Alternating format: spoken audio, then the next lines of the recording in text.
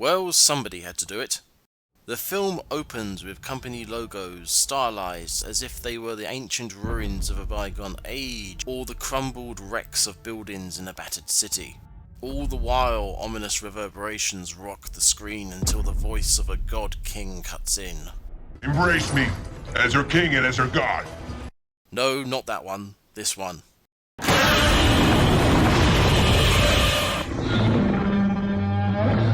That's better. There are no opening credits to be found as King of the Monsters jumps right into the storytelling. The scene opens on a familiar sight. We see soldiers from the previous film performing the halo jump, and instantly we know where and when we are. The camera tilts down to present the fiery hellscape that is San Francisco of the previous film. In the background we see the shadows of people running for safety from the flames, as a family searches the smashed and broken wreckage. The family are the Russells, the main characters of the film. The father, Mark, searches for one child whilst the mother, Emma, holds tight to their remaining offspring, protecting her from harm. As simple a presentation as this is, it is also establishing the dynamic that will continue on for most of the rest of the film, for good and for ill. The search is interrupted as the family bear witness to a terror stomping through the city, Godzilla.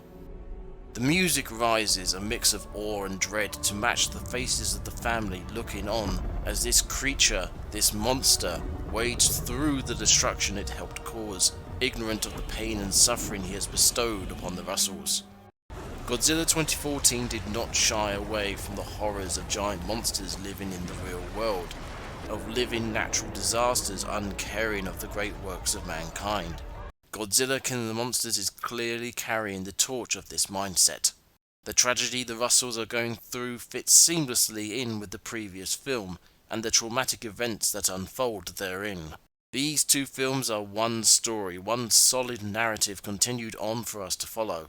And the fiery visualization of San Francisco not only ushers in a more colourful depiction of the Monsterverse, not only subtly prepares the viewers for the subtext to come, but given what happens next, what we are seeing may not only be a memory of the past, but a vision of the future. As Godzilla's roar echoes through the decimated city, the scene makes a jarring cut, from the glaring orange glow of hell on earth, to the sad and muted greens and blues of a secluded bedroom. The news on the television fills us in on when and where we are in the story. Thousands gathered in the Bay Area last night to honor the victims of the 2014 attacks. My efforts to locate and track Godzilla, who hasn't been seen in over 5 years. It is the 5th anniversary of that dreadful day, and as some protest the destruction Godzilla caused, many more, just like Emma Russell here, are mourning those they lost, helpless to save them in the face of nature's wrath. We quickly realise the search was in vain. Andrew, her son, is gone. As the news continues to catch us up on recent events, we see Monarch's logo on a case Emma has with her. A woman who lost a loved one to these giant monsters, these titans, is working with the people who would protect them. How does such a thing happen? It is here we are introduced properly to Madison, the Russells' daughter. From her laptop screen we can tell she's into the natural world just like her parents. We can also see that the family we saw previously is no longer together. Not only did they lose a son, or in Madison's case a brother, they lost touch with each other as well. Madison is interrupted by her cooking skills, which brings her mother in. As things calm down, Emma spots the email Madison was writing to Mark, and an awkward conversation is had between mother and daughter. Emma doesn't want Madison talking to Mark, but the mother isn't berating the daughter for doing something wrong. I just don't want to see you get hurt. I know. Especially with everything that's Mom, going on right now. I know. You're sure he's gonna be okay? He is in the safest place that he could be right now. As with the opening scene, Emma's focus is on protecting her daughter, whether it be keeping Madison from contacting her estranged father in case he upsets her, or Emma keeping her sadness to herself so she doesn't ruin Madison's day. But interest in the natural world isn't the only thing Madison picked up from her parents. She is keeping her own secrets, contacting her father out of sight of her mother in an attempt to not upset her. Perhaps Emma appreciates this attempted secrecy. With the conversation appearing to dampen Madison's mood, Emma changes the subject. You want to hear some good news? I finished it. They are interrupted by an earthquake and a noise all too familiar to Godzilla fans.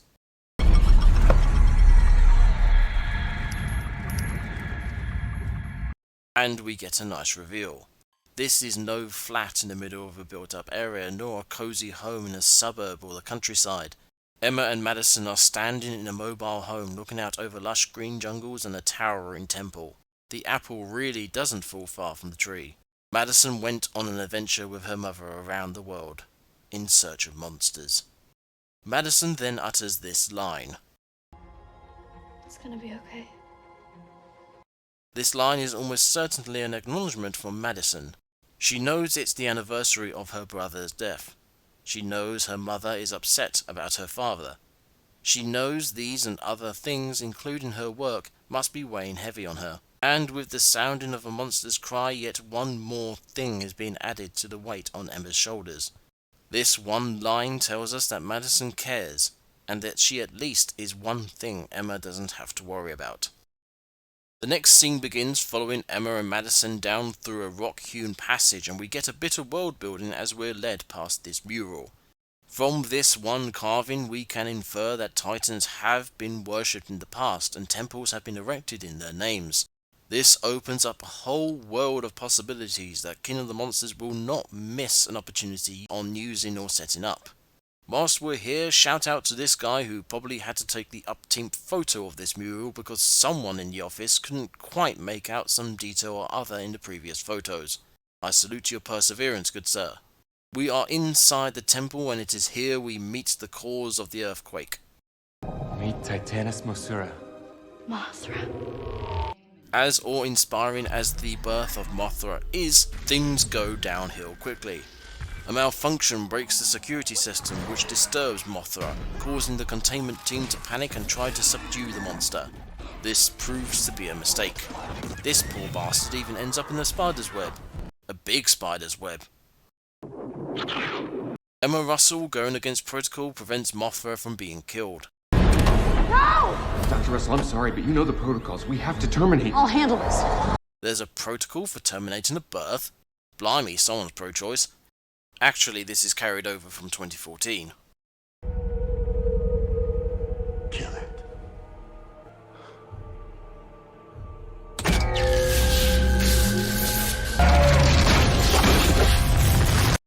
Having stopped the termination, Emma goes into the chamber to face the terrifying Titan, and the roles of mother and daughter are suddenly reversed.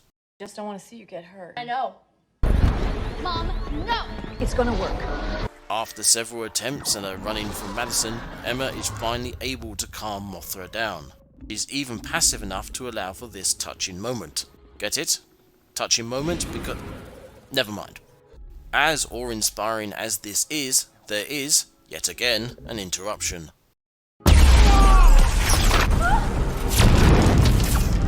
Going back a bit, we had this line from Mr. Science Man.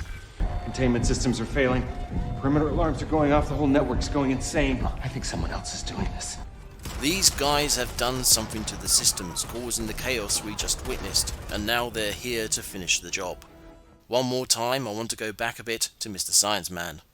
When we first saw him a mere 5 minutes ago, he was excited. Mothra was hatching and he couldn't wait to see it. Sleep or no sleep, I'm not missing this. He is filled with an almost childlike wonder for these creatures. He is the embodiment of every kaiju fan out there, and can be immediately associated with by them. What a way to introduce a villain. As Emma and Madison cower in fear, the camera follows his gaze up to the passively observing Titan, and then down to the repeating tones of the Orca, cementing their connections and this intruder's goals. We cut to a Senate meeting being given what is flippantly called A 5th grade history lesson. I like to think the cut from Mothra to the Mutos was a subtle wink to Godzilla fans who, back when the trailers for Godzilla 2014 came out, thought that the male Muto was going to be Mothra. Anyway, the meeting is over the threat of the Titans and the possible taking over of Monarch by the military. Dr. Zerazawa, head of Monarch, argues for coexistence. Some comparisons are made to old fables. A sort of symbiotic relationship, like the lion and the mouse. Or the scorpion and the frog. For those that don't know about the lion and the mouse, The mouse kills a lion with the thorn. You do know that story is about a mouse becoming friends with the lion after taking the thorn out of his paw, right? Who told you that, Cole? My mother. That actually explains a lot. other versions of the tale have the lion trapped in a net, and the mouse nibbles the ropes to free the lion.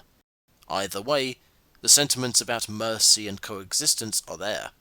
The Scorpion and the Frog tells the tale of a frog offering a lift across a river to a scorpion, only for the scorpion to sting the frog and kill them both. The reason for this betrayal of trust? The scorpion couldn't help it. It was his nature. Again, the sentiment is clear. The Senate believe humanity to be the frog and the Titans the scorpion. Monarch obviously believes the opposite. Based on what happens later in the film, the latter is closer to the truth. But in looking these stories up, I found an interesting route to the second fable. A much older story tells of a scorpion and a turtle. Again, the turtle offers a lift and the scorpion stings, but the turtle is unharmed. Safely across the river, the turtle questions the scorpion, only for him to offer the same answer. It was in his nature. The turtle comments on the value of trusting someone's base character, and the two go on their ways. This version of the fable offers very different implications, ones that may or may not have been referenced in the film, but I'll get to that later. Back to the events at hand, when discussing coexistence with the Titans, Zerazawa offers this misplaced comment. So you'd want to make Godzilla our pet? No. We would be his. The scene ends with Zerazawa and Dr. Graham leaving, presumably after receiving messages about the Mothra temple attack. Zerazawa's comment and this sudden departure prompts the Senate to offer this warning.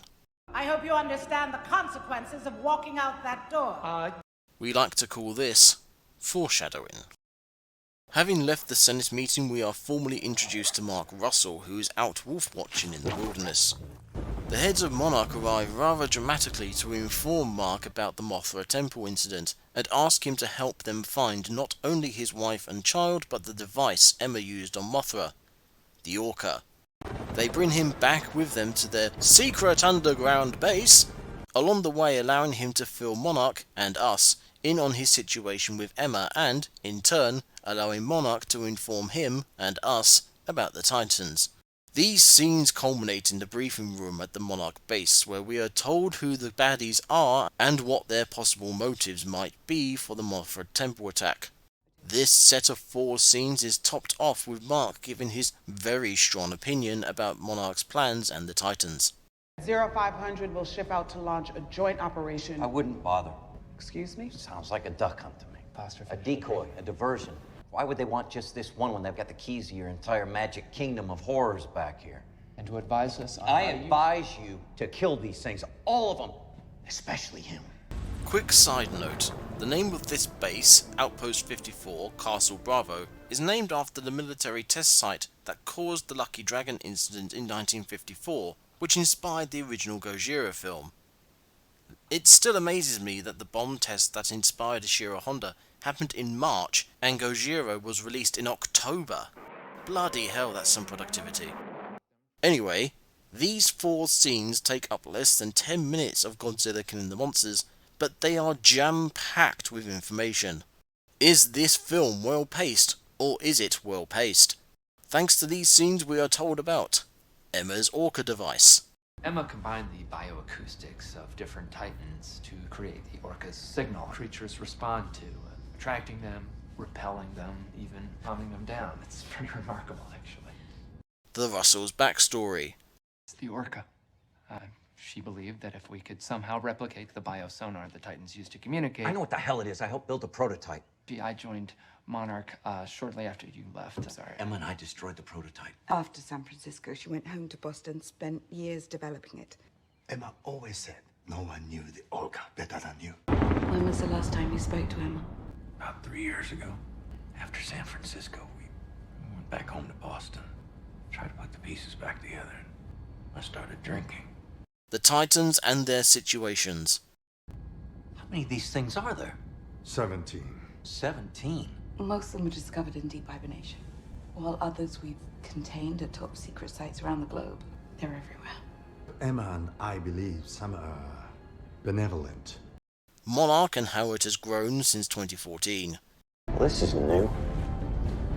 Yeah, we call it Castle Bravo, our new flagship facility. Built to track and study Godzilla on his own turf. Who the bad guys are. Alan Jonah, a former British Army colonel turned eco-terrorist, obsessed with restoring the natural order. And the effects Titans are having on the world. Still haven't heard one good reason why these creatures shouldn't be exterminated. He began trafficking in a new and dangerous market. Titan DNA. There isn't a country or a company on the planet that doesn't want to get its hands on one of these suckers. We also get introductions to a lot of characters. Dr. Zerazara and Dr. Graham, who represent Monarch in the Sanitarium. Mark Russell, Emma's husband and the wildlife enthusiast. Coleman. Who is he? I'm the head of technology. I joined Monarch shortly after you left. Stanton, Shen, Martinez, Barnes, Foster, all of them get a word in. Like I said, jam-packed with information and none of it felt forced, with the possible exception of... We could somehow replicate the biosonar the Titans used to communicate. I know what the hell it is. I helped build a prototype. Then again, if we didn't have this, we wouldn't have this reaction, and I love this reaction. It makes me laugh every time I see it. Speaking of, Mark Russell gets plenty of characterization in these scenes. When speaking about Monarch and the Titans, he is snappy and temperamental. Clearly he has a thorn in his side for the monsters that killed his son. Outside of Titan-related conversations, which is rare considering, he is soft-spoken and contemplative, a trait picked up from years of study in wildlife. In these quiet conversations we discover that, despite his frustration and anger at the Titans, his spite is spiked with self-loathing.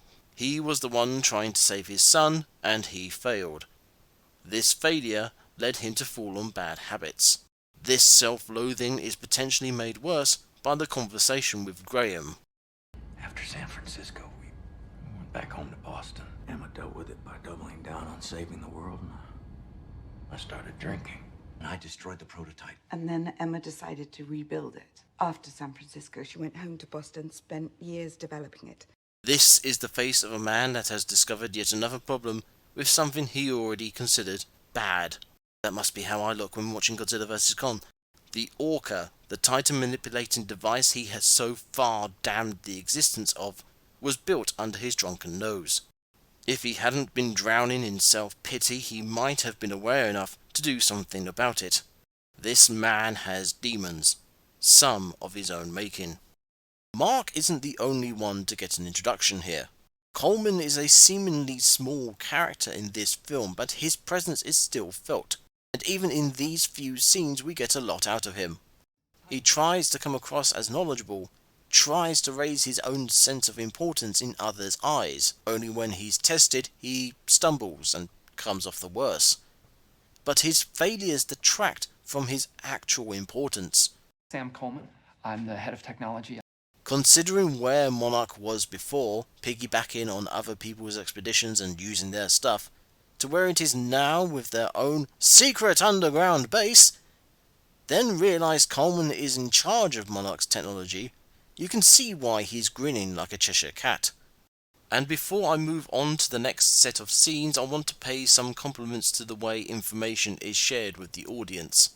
Besides the one exchange I've already mentioned, it all feels very natural, every utterance building immersion whilst also delivering exposition about the world and the characters therein. On top of the writing, the visualizations, the environments and the acting get across so much that would otherwise need to be shoehorned in. From learning that Mark and Emma knew each other from at least university before joining Monarch, to how much Monarch itself has expanded, to how characters feel about things, from the subtle to the not so subtle. We are also being filled in on two timelines simultaneously. Timelines that separate and converge from one film to the next to keep the Monsterverse one cohesive story. It is a testament to the film that so much information is conveyed so naturally and so well that even casual filmgoers know what's going on without getting lost. On with the film, and we're arriving in Antarctica at Outpost 32, which is supposedly next door to Outpost 31. I hope nothing happens here. The whole scene can be summed up as baddies assault Goody Base, and we could move on. But there are a few details of interest. The baddies, eco-terrorists led by Alan Jonah, are the ones to tell Outpost 32 about the high alert they themselves caused. Outpost 32, this is Raptor 5 on approach with reinforcements and supplies. Serizawa has all sites on high alert, so transmitting emergency codes now. It's a risky bluff, but it worked. The assault is presented as quick, sudden, with little time for the base's occupants to react, showing the eco-terrorists' deadly efficiency. They also know exactly where to go and what to do, showing they either scouted ahead or did their research. They could also have interrogated Emma Russell, something that would have been easy to do given they have her daughter. The Russells themselves are treated nicely enough.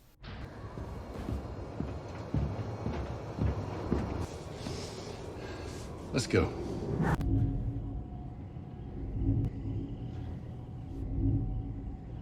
This humanizes the terrorists somewhat, but the silent acceptance with which Emma does her job indicates something else is going on out of shot. Perhaps words were had, probably on the way over, especially when considering this line. Eyes straight ahead, deep breaths, just like we talked about. But the crowning achievement of this scene has to be... Mother of God. She had nothing to do with this. Nice. We cut to Mark watching old family videos whilst waiting for Monarch to get their act together.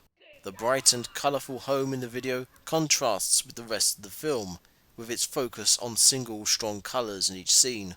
Just like the breakfast scene earlier, this video is a window into a normal, untroubled life. This break into normalcy is interrupted by an emergency. Something's wrong.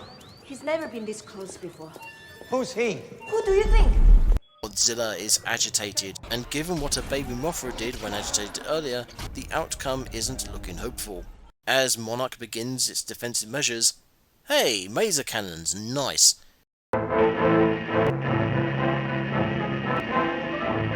Anyway, as Monarch begins its defensive measures, Mark Russell goes full David Attenborough.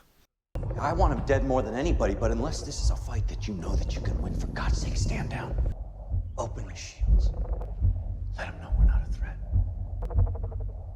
Oh, yeah, sure. Let's bring him in for a beer. You out of your goddamn mind? Serizawa shows an incredible level of trust in Mark here, which, along with how he talked to Mark earlier... I'm sorry, Mark. Emma always said no one knew the Orca better than you.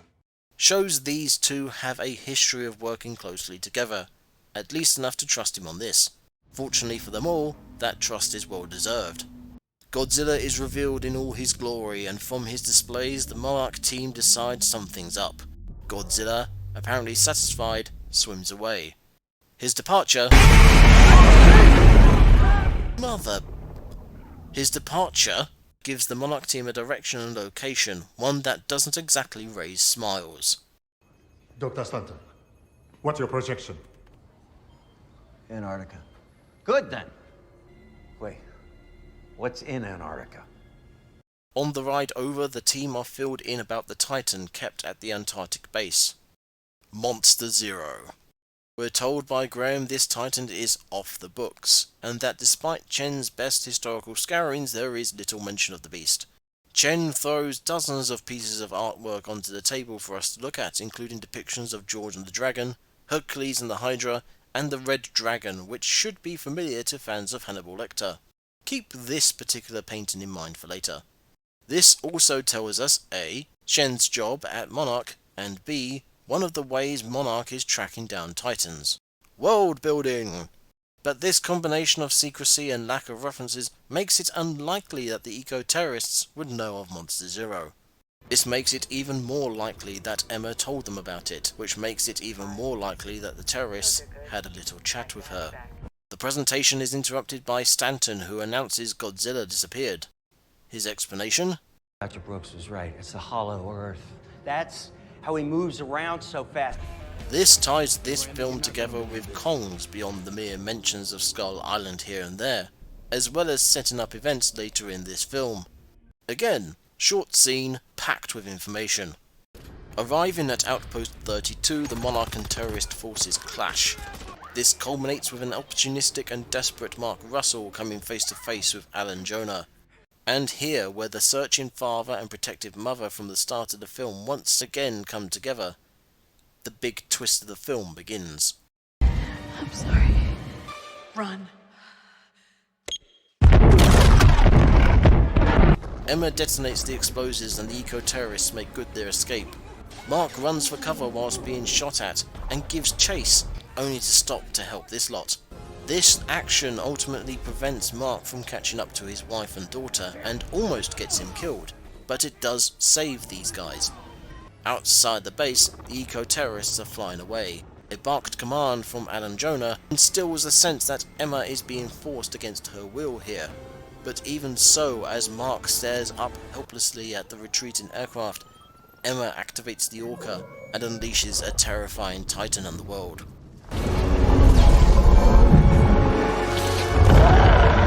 Love it.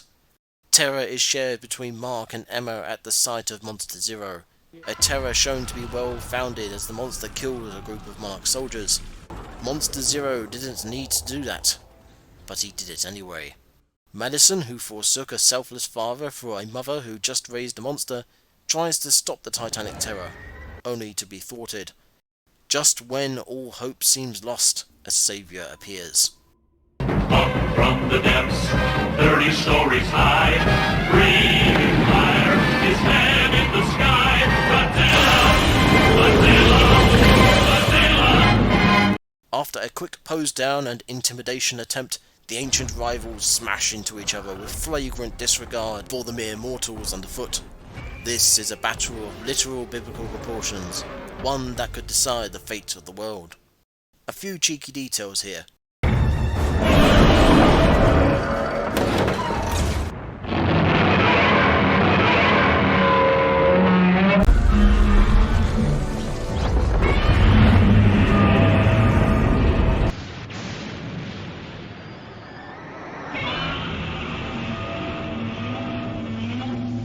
The scene is soaked in excitement, danger, ostentatious displays, and unfair tragedies.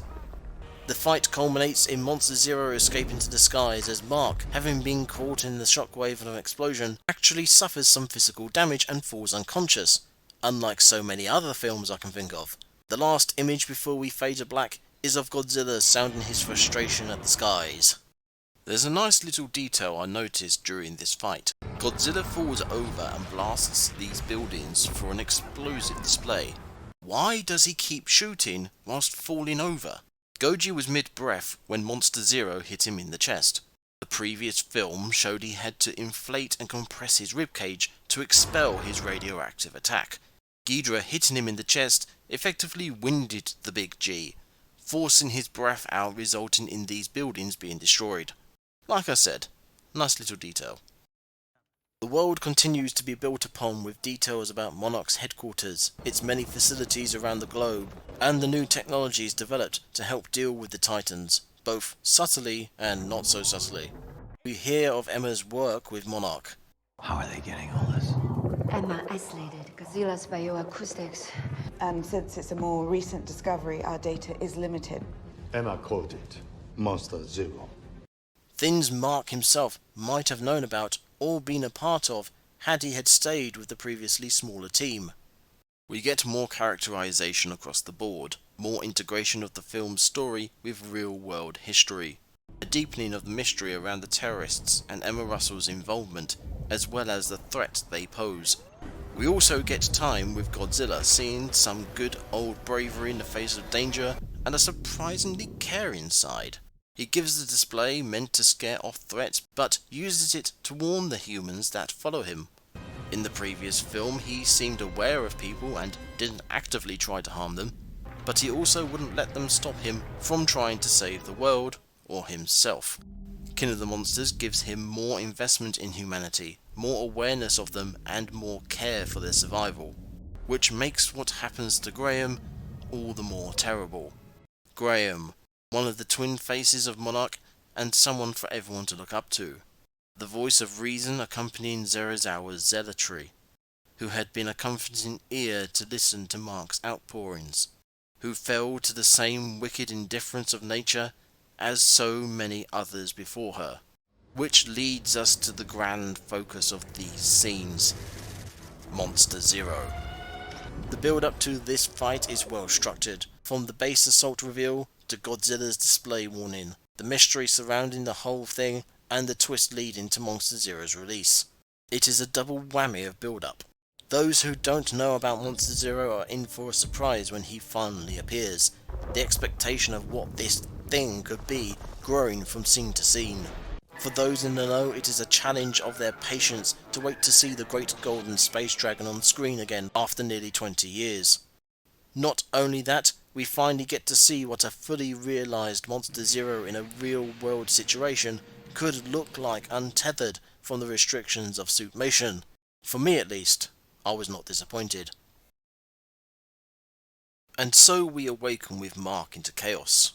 The members of Monarch struggle to understand what is happening. She pulled that trigger. All due respect, Colonel, you saw wrong. Maybe Jonah forced her, right? Maybe use Madison as leverage. As Serizawa deals with the death of his friend. Remember this, we'll be coming back to it in a moment.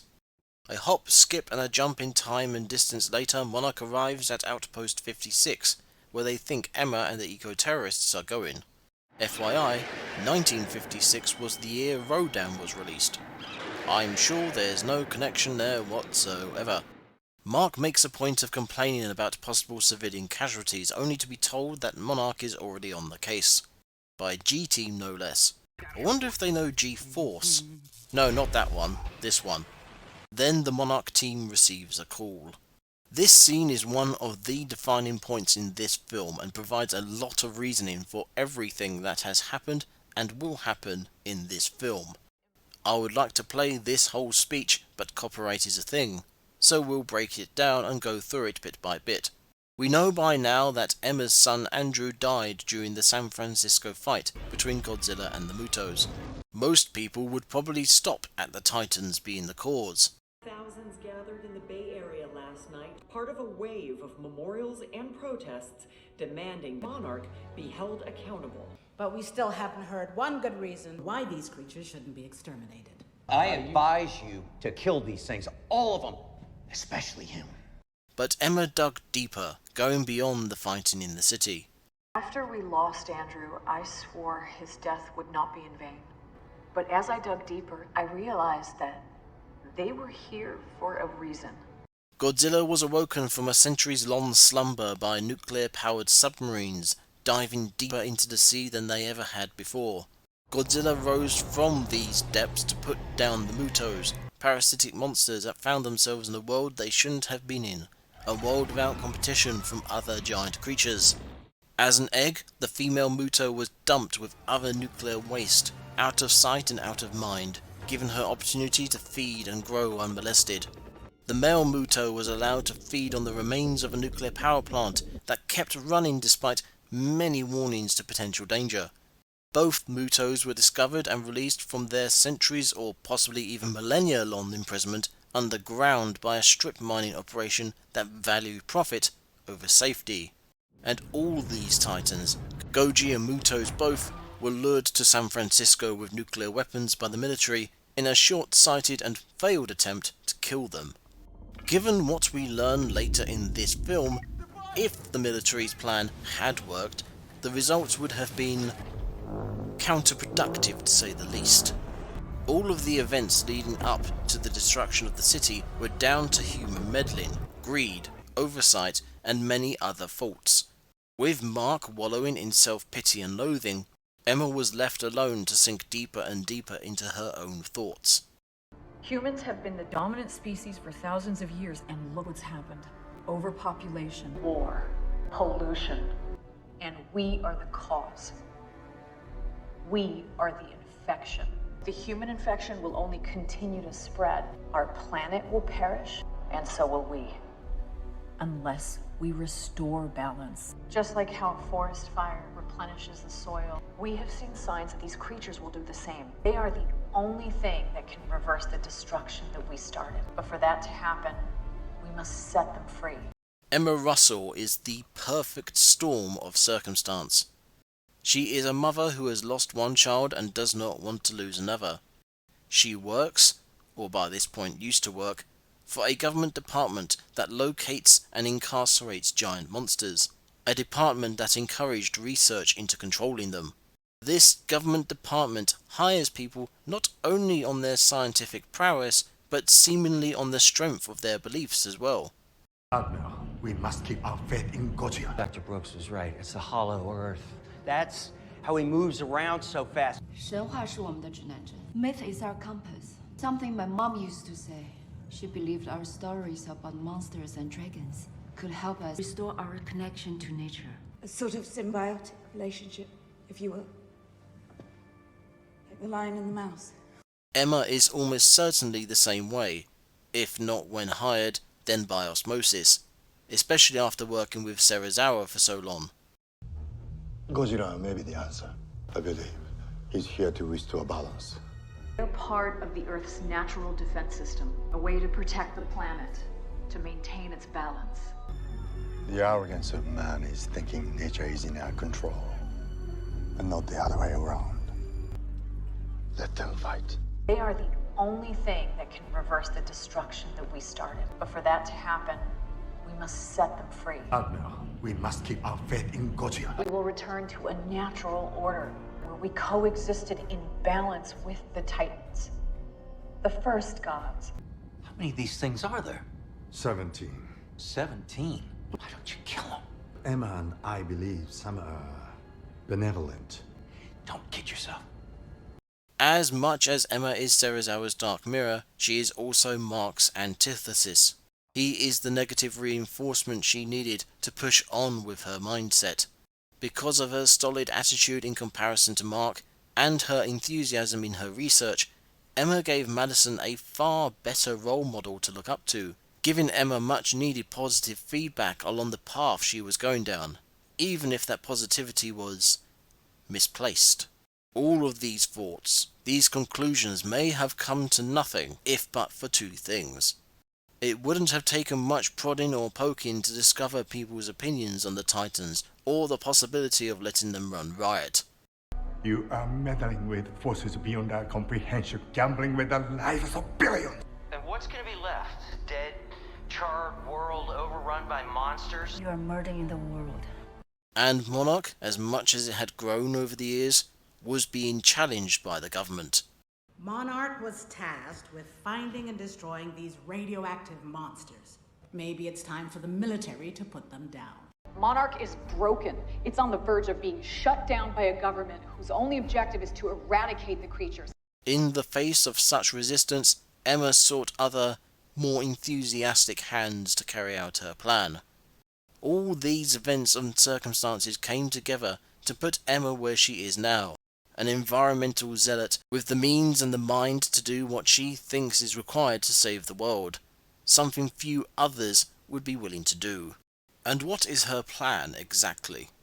The first step of Emma's plan is to make sure the Orca works once she has finished building it, at the behest of Monarch no less. Upon the birth of Mothra, Emma has the perfect test subject. This is the keystone of her plan, and if the Orca had failed, then there would be no more plan. But Emma knows what she is doing and has perfected her device, so it works. Or at least we think it does. More on that later. Following the success of the Orca, the eco-terrorists quote-unquote kidnap Emma so she can wake up the biggest Titan they know of. The goal? To cause Monarch as much trouble as possible, distracting them whilst the plan unfolds. Again, the perfect storm of circumstance circles Emma as she knows of the perfect Titan, a possible rival to Godzilla hidden deep in the Antarctic base. With the distraction in place, Emma and her terrorist cohorts go to ground, hiding away and hacking at Monarch outposts from a distance, using the Orca to wake every Titan up, one by one. It's a straightforward plan, one that would have gone off with no problems at all, if not for a certain Big G. Hell, the only reason Monarch knows about it is because Emma told them. Wait, why did she do that? It is possible she wanted to convince them to her side, to help them see that this is the right thing to do, like she does. Or to assure herself that she is doing the right thing, that everyone else is beyond help. Whatever other reasons there might have been, there was one definite reason. After telling Monarch her plan, Emma leaves them with a word of advice: to hide out the coming chaos. Even in the depths of her plans, her apparent obsessions with saving the world, she can't help but think of the safety of those she once called friends. Christ, she recruited pretty much everyone in this room. Monarch has prepared bunkers around the world to save and restart civilization. I suggest you find them. Over with the baddies, and we see they've hacked the systems at Outpost 56, reinforcing the notion they messed with Mothra's containment systems earlier. They are ready to go, ready to enact the final stage of this plan, but despite her speech and her determination in the face of ridicule, Emma Russell is hesitant. This hesitation encourages her daughter to speak up, only to be outspoken by Alan Jonah. With pressure building and, as she sees it, the fate of the world at stake. We both want to save the planet, but everything is going to die if we don't see it through. Emma activates the Orca. I'm sorry, Madison. This is bigger than just you and me.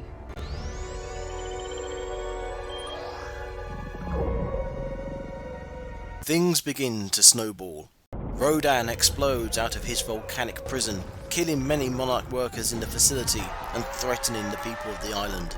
As if that wasn't bad enough, Monster Zero, hiding in a storm of his own making, begins to move in on the island. Mark warns of the potential outcomes of such a get-together. It's not a coincidence that Monster Zero thing is headed here. It's coming for food, a fight, or something more intimate. The decision is made to lead Rodan away from the island and its inhabitants, putting the Monarch team themselves in danger instead. Unfortunately, no one knew Rodan could do this.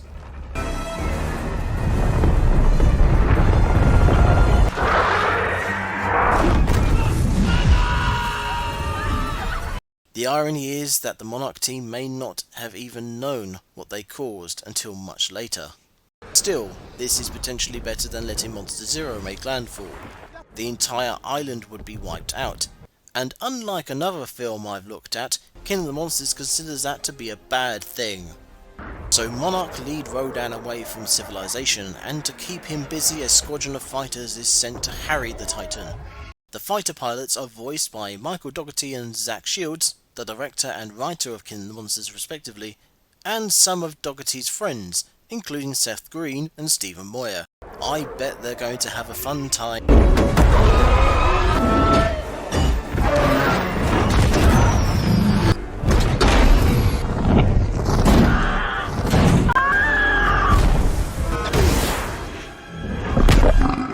Oh, never mind. With mere feet between them, Rodan backs off from the Monarch team as Monster Zero looms into view. The two Titans tussle in the air as a damaged aircraft tries to catch up with the mothership. But there's an issue, as explained by Mr. Epic Voice Man here. What's the problem? Hydraulic systems are jammed! I'm trying to jumpstart power! It's not looking good! Mark, ever the helpful soul, uses some quick, if somewhat destructive means to solve the issue and save the aircraft. But just as things seem to be going right... But just as things seem to be going downhill... But just as things seem to be going their way...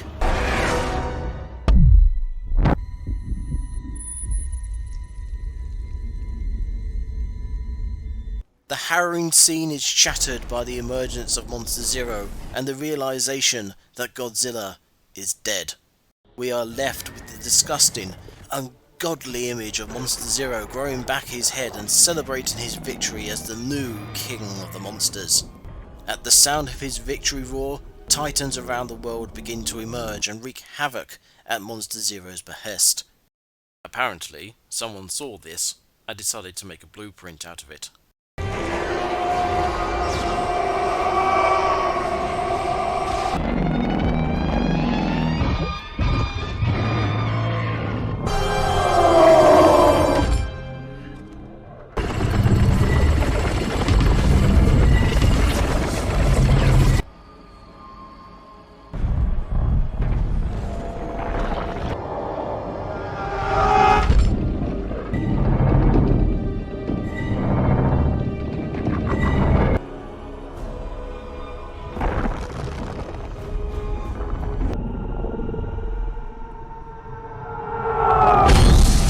We see Alan Jonah and Emma Russell observing all this with stoic annoyance and gobsmacked shock respectively. I thought we were going to release them gradually. I'm not the one doing this. Long live the king. And in a film about giant creatures from myth and legend wreaking havoc on the world, Madison Russell says this to her mother. You're a monster. Ouch. From the moment Mark Russell awakes, the story is building and building and building up the tension, the suspense, the drama, until Titans clash. The loss of Monster Zero, the conflict amongst the Monarch team about what happened at Outpost 32, the revelation of Emma Russell's intentions, the explosive entrance of Rodan, the arrival of Monster Zero, the battle of Titans overhead as civilians are being saved below, the surprise arrival of Godzilla, the impact of the Oxygen Destroyer, the survival of Monster Zero, the death of Godzilla, the frankly horrific depiction of Monster Zero growing his head back, and his waking of the Titans. Every instance is a step up of events until we are left seemingly hopeless. True, the Oxygen Destroyer was thrown into this tumultuous melee of events with little to no fanfare. A bit of a waste of an iconic, history to device if ever there was one. It's one of the few downfalls of King of the Monsters, one that could be solved with a line or two, lines that could have gone on to bolster other events later in the film. A few lines could have been added to the Senate meeting, ones that hint at newer, more destructive weapons. When the Oxygen Destroyer is revealed, Serizawa can be shocked and disbelieving. Then, later in a discussion between him and Mark, Serizawa can bring up the origins of the weapon, of his father and his experiments, and the reasonings behind them. This is only wishful thinking, of course, an attempt to make better a dull spot in an otherwise vibrant story. That's not to say that it was totally misused. The use of the Oxygen Destroyer is a following through of the threat from the Senate meeting. Dr. Serizawa, I hope you understand the consequences of walking out that door. And it gave us this dark line from Serizawa.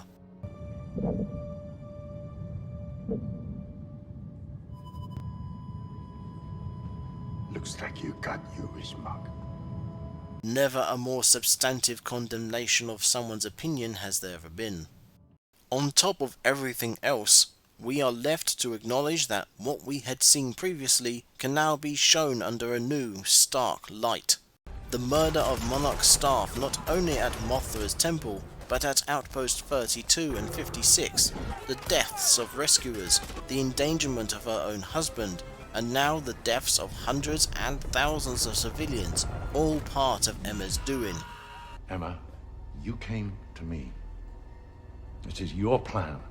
The eco-terrorists treating Emma and Madison nicely are no longer a show of care for hostages, but respect for fellow conspirators. They attacked Mothra's temple at Emma's request, went to Antarctica at her suggestion, slaughtered an entire outpost with information Emma gave them. The image of Emma Russell staring down at Mark in Antarctica is no longer that of a reluctant hostage. Now she resembles a wrathful god, metering out judgment on the world, of Zeus ordering, "Let loose the Kraken!" all for the sake of, in her words, I'm saving the world. all to protect her daughter from the same fate as her son. Even so, she may have lost her anyway. The breakfast scene earlier in the film is now completely different. Emma doesn't want Madison to talk to her father because Madison might get upset about the family situation, but because she might warn him about Emma's plan. Emma's warning about Madison getting hurt might still be true, just for different reasons. She wants to keep Madison emotionally distant like Emma is trying to be, so when the destruction starts, Madison won't be upset. You're sure he's gonna be okay? He is in the safest place that he could be right now. She probably warned her about the temple attack, definitely about the Antarctic base attack. Eyes straight ahead, deep breaths, just like we talked about. Emma told Madison enough, but wanted to protect her from the worst of it. She told pleasing lies, rather than the terrible truth.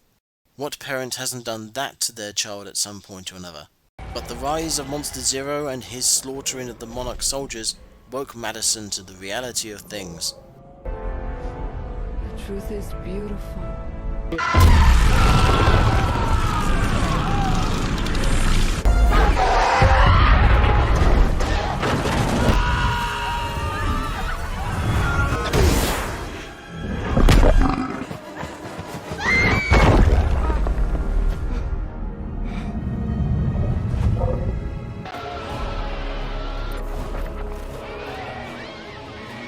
Did you really think this was going to be easy, painless? Is that what you told her? Leave her out of this. Madison, tell me, what exactly did Mummy sell you on? Man and monster living together in blissful harmony?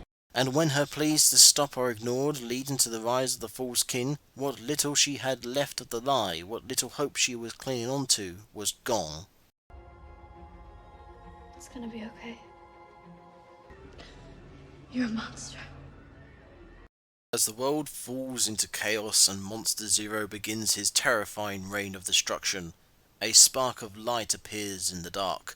The torrential downpour of horror and despair is assuaged by the emergence of hope. Mothra.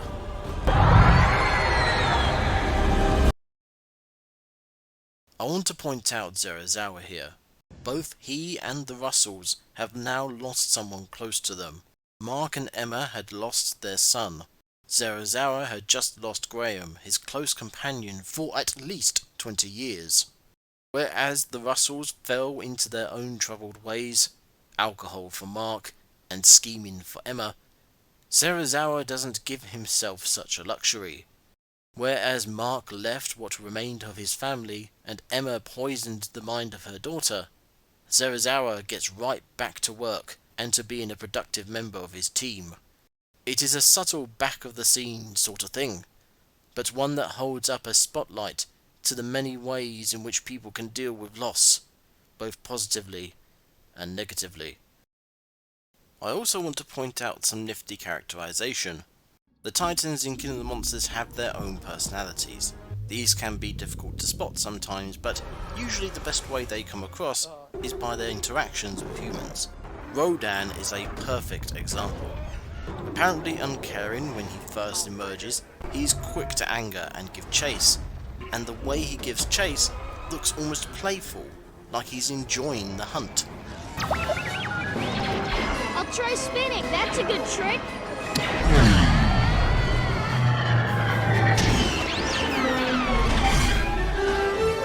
His reaction to Monster Zero is fear, a fear that makes him fight back, and a fear that makes him cower before the False King. The Titans don't have as many chances to express themselves as human characters do, because, you know, a lack of emotive language and all that, but the film still manages to get some personality across. Nicely done, I say.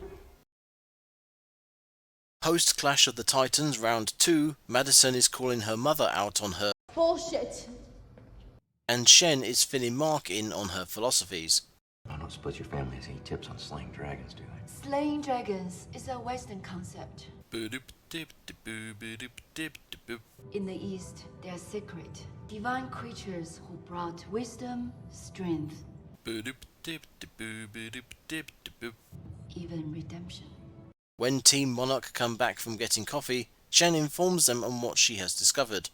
Monster Zero is not of this earth. He is an alien come to shape the world to his wants and needs. And the devil finally gets a name. What did they call him? Ghidra, the one who's many. A false king. An invasive species. He's not meant to be here. You mean an alien? Then the team sees the US military has arrived at Fort Bravo.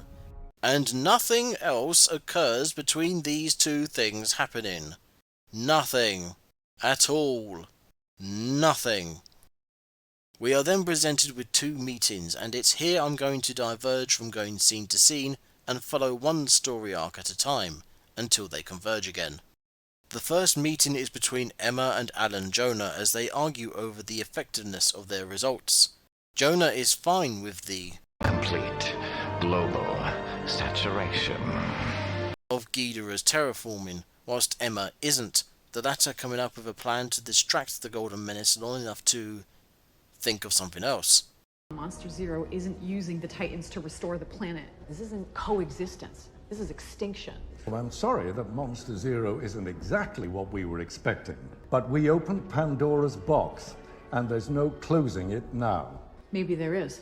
These creatures communicate like whales. Let's broadcast the Orca from Fenway. It's just a few miles from here. The city's already being evacuated, so it'll be safe. I could use the stadium to amplify a signal that might stop these attacks. Unfortunately, Jonah, the man in charge of the guys and gals with guns, refuses any notion of saving the world. As in actually saving the world. Fortunately, unbeknownst to Emma and Jonah, Madison overheard her mother's plan and decided to act on it. Until now, Madison has been her mother's daughter, coming when called and being alright with what must be done for the plan to succeed. Now, with her mother brought down from her pedestal, Madison exudes some of her father's traits and decides to help others over herself. Indeed, help everyone. The daughter who went monster hunting around the world. The daughter who ran into a room containing a raging titan to help her mother.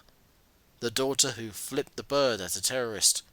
The daughter who has just now heard a plan that might save the world. After some resource hunting and waiting for the terrorists to go on a coffee break, why is everyone going on a coffee break at the same time, honestly? Madison steals the Orca and sneaks out of their hiding place. Inside the nearby stadium, Madison uses her +10 sneak skill to find the control room, hook up the Orca to the speakers, and hey presto, the Titans stop acting like little shits. It doesn't take long, however, for Emma and the terrorists to realise what has happened. Acting on Jonah's suspicions from earlier, Broadcast again, and you will expose us all. the terrorists begin to pack up, but Emma is heading somewhere else, much to Jonah's annoyance. It is here we have a significant change in character and, once again, we can look back on what we have already seen, what we have already recontextualized, and see things in yet another light. Up until this point in the film, Emma had Madison. As long as Emma protected her daughter, even if it meant lying to her, she was confident enough in everything she did, even listening to Jonah's advice to the point of letting the world be swept away under golden wings. But despite her certainty and Jonah's encouragement, Emma was never wholly content with what she was doing. Indeed, throughout Killing the Monsters, she is clearly disturbed by the outcome of her plans, even the potential of them. In the mobile home at the start of the film, Emma mourned the loss of her son, shed tears for the past. But with what we know now, and with this change of heart, we can see more to this scene. Emma is ready to carry out her plan to begin what will become a devastating world event. Despite her stalwart defense of her actions later in the film, she is very much disturbed at the thought of what is about to happen, by what she is about to make happen. In Mothra's temple, she attempts to save even one life from what is to come. I can take it from here once you get some rest. No way. Sleep or no sleep, I'm not missing this. And her failure to do so is voiced in a cry of shock. At Outpost 32, she tells Madison, Eyes straight ahead, deep breaths, just like we talked about. But it is her who looks down at the bodies at their feet. With confident strokes, she woke he who is many, the devil with 3 heads, but upon seeing him she is shocked by what she has done. Jonah even needs to get her to begin the wakening, so shaken by events is she. As the last stage of her plan begins, she makes a plea to the Monarch team to see things her way, possibly to save them, possibly to garner justification and bolster her own confidence. But when the conversation doesn't go her way, when Mark breaks her cold outer shell to reveal the turmoil beneath, doubt creeps over her.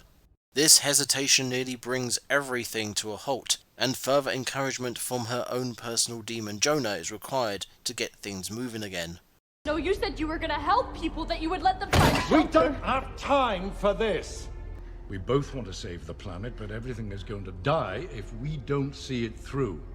But unlike Jonah, she is not alright with Ghidra tearing the world apart. She wanted to save the world, not to destroy it. But even here she listens to Jonah, For as long as she has Madison, even the darkest of times can be seen through. Throughout King of the Monsters, Emma had Madison, and protected her whilst Mark searched for her, to save her like he failed to do with their son Andrew. Now with Madison gone, Emma finds herself in Mark's shoes, and with the thought of losing her daughter to a Titan's wrath like her son, it's not surprising how quickly she too ends up pointing a gun at Jonah. Emma also finds this picture that Madison was looking at, now broken, the glass fractured over a young Madison. It is not clear how this picture was broken, whether on purpose or by accident, but the symbolism is clear. Mark left home because he couldn't stand to let Madison see him the way he was, only seen her in fleeting visits when he was at his best. Emma researched and schemed. To save the world, she told everyone else, but in reality it was to save Madison from a man-made apocalypse. By no fault of her own, Madison kept the parents apart. Emma wanted to keep her in arm's reach, to keep her from her father's spiteful ideology, and from becoming too connected with him, should he perish in the coming events. With Madison gone, Emma realizes that, despite years apart, she and Mark are closer than she would like to admit. But as Emma puts the pedal to the metal, Madison finds herself caught in an oncoming storm and in the shadow of death. Madison tries to run away, but it's too late. She is found, and Ghidra, already shown to be a spiteful god, attempts to fry Madison to a crisp. Madison throws the Orca away in an attempt to placate the devilish beast, but he is not content with just smashing the device. Madison, alone, unprotected, cries out her defiance as Geidra looms over her. I did say there were 2 meetings, didn't I? The other meeting is between Monarch and the US military, and they are at a loss as to what to do. The Big G is dead, and they have tried their plan from 2014 to no avail. Mark gives some advice, and I like the way Mark talks to Admiral Stenz here. We are running out of options. Excuse me, do you have something to add? If I may, sir. It stands in stark contrast to the way he talked to the Monarch team earlier. We'll ship out to launch a joint operation. I wouldn't bother. Excuse me? Sounds like a duck hunt to me. Excuse me, do you have something to add? If I may, sir. It shows his respect for the man, the military, and the government he represents. It also shows his appreciation for them, as voiced earlier. The military launched a weapon.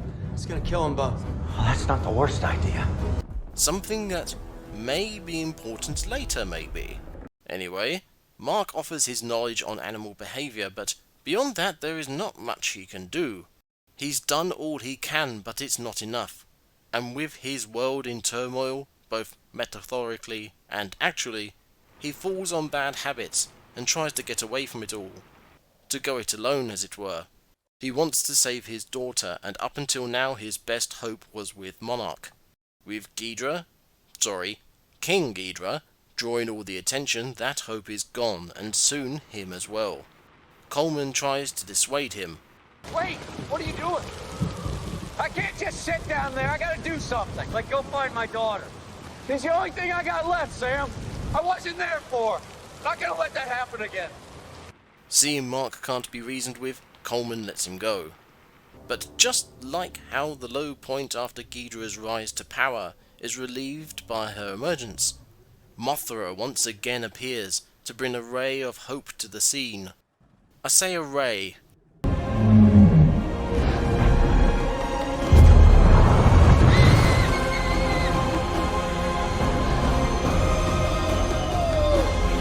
Mothra's arrival brings hope, and retinal burns, to Team Monarch, letting them know the Big G is not dead. A plan is made.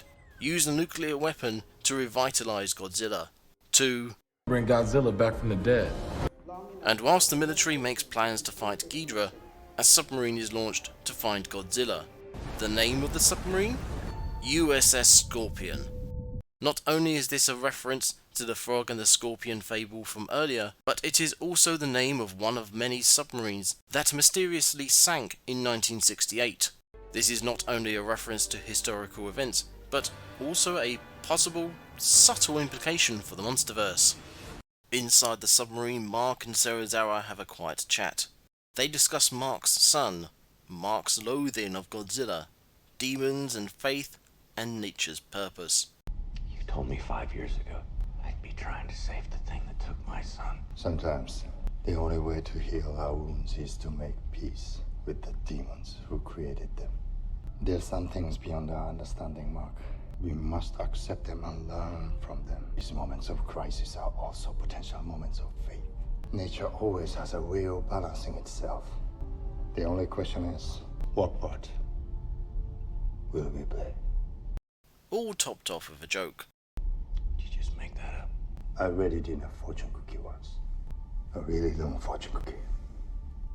It's one of those moments that might pass you by if you're not paying attention. It comes between action, drama, conflict and chaos that will overshadow the exchange. But the words spoken here have significance, both for the characters and for future events. It is the sharing of old treasured memories. It is Mark coming to terms with the situation. It is two old friends who, until recently, had not spoken for a long time.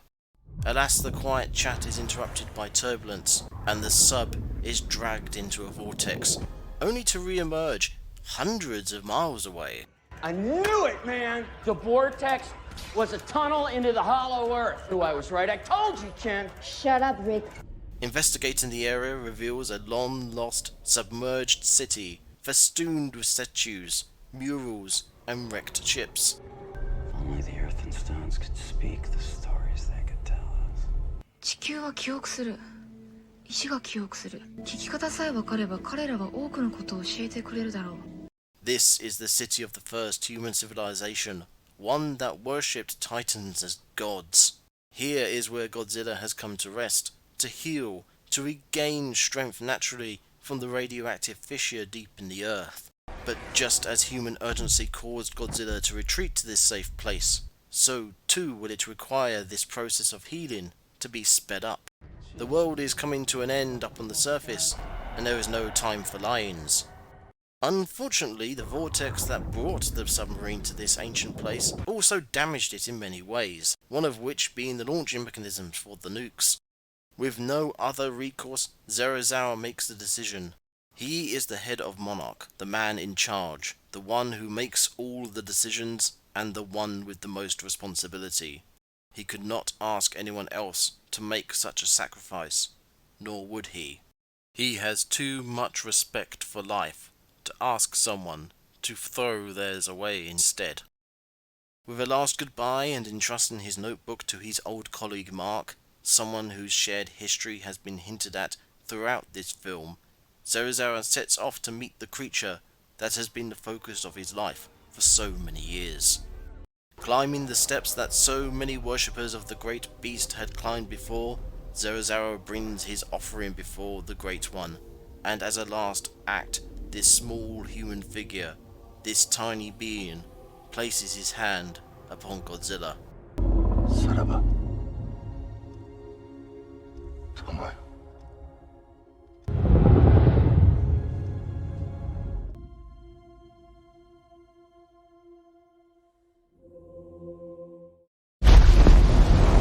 The shock wave of the explosion helps push the submarine to the surface, followed by Godzilla in what can only be described as an epic display.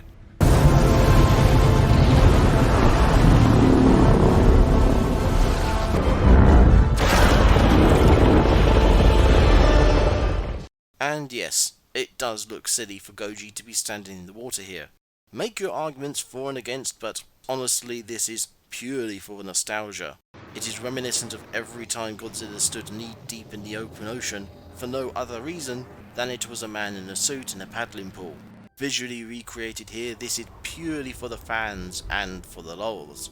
Back to the plot, the entire Monarch team reassembles with one notable exception. Mark's conversation with Serizawa and the close encounter with the scaly kind, no, not like that, stop it, no, has inspired him, and he makes the break in the case that will lead everyone to the final fight. But we haven't been able to pinpoint the exact location without the missing piece of the Orca signal. I've got the missing piece. It's us. Emma combined the bioacoustics of Godzilla with a human. That's how she made the signal for the Orca. he also makes another decision. What about Mo, Larry, and Curly over here? Godzilla will bring balance. Serizawa, let him fight action. No, this time we join the fight. Mark has made a realization, has been enlightened if you will, that his earlier belligerence towards the Titans was misplaced, and he now knows man and monster must work together for the greater good. This leads us back to the stadium, to Ghidra and Madison, and to the final confrontation of the film. Is this guy still bothering you?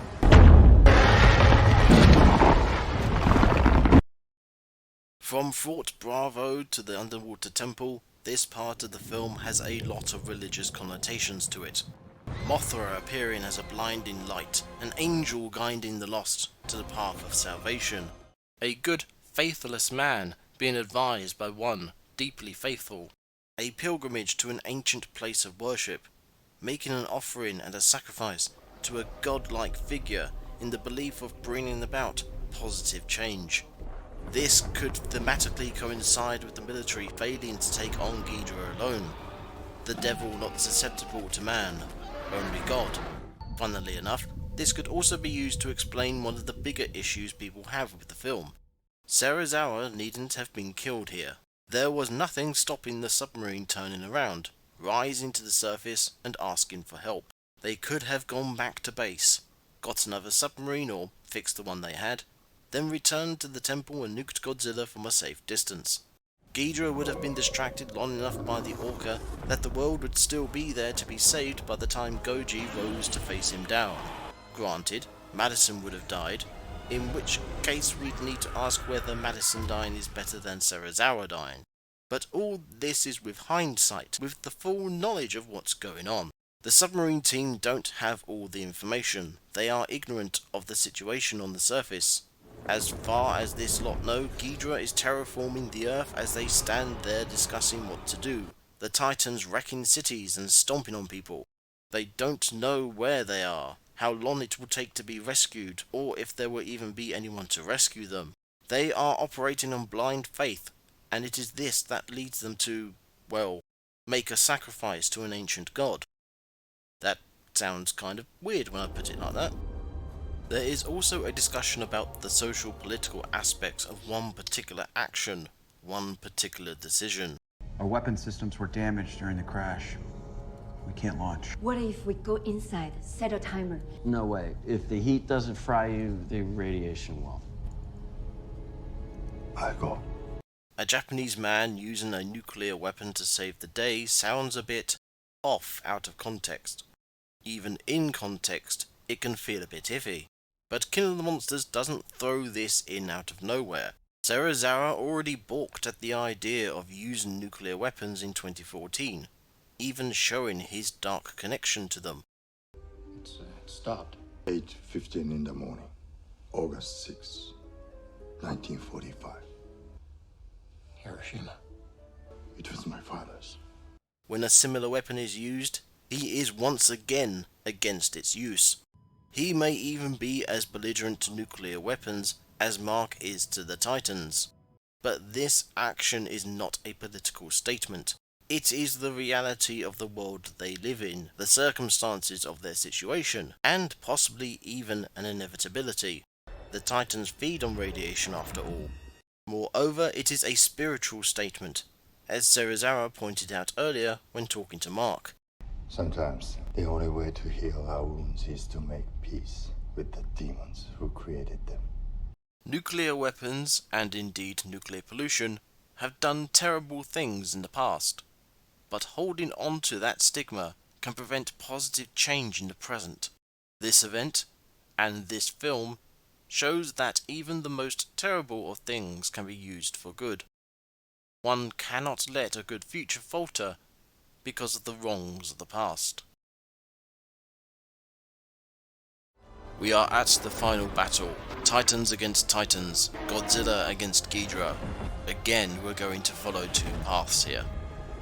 Godzilla and Geidra duke it out. The nuclear bomb-infused Goji giving Geidra a run for his money. And then some. As if it wasn't hard enough, Mothra appears to lend a hand, or claw, or whatever. But Ghidra didn't come alone. Rodan had followed his new master to Boston, and was perhaps sitting around waiting for something to do.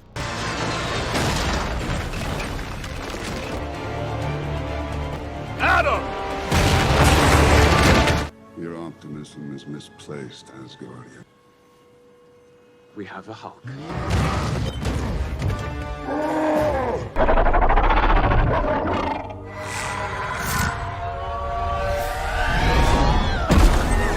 Rodan heeds his master's call and swoops in, perhaps seeing Mothra as easy prey like the human aircraft from earlier.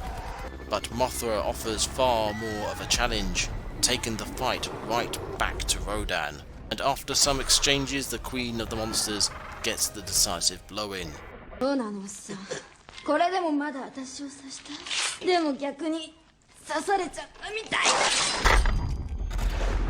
Back with the rival royals, Godzilla is getting the upper hand until Geidra goes full Palpatine.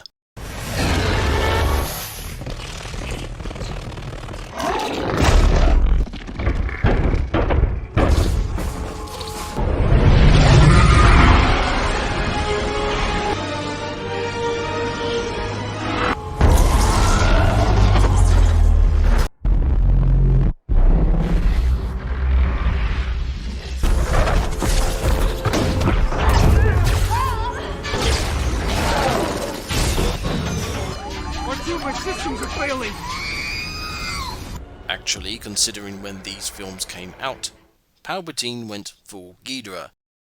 Anyway, Ghidra takes advantage of the energy boost and creates what is both one of the most spectacular and troublesome scenes in the film.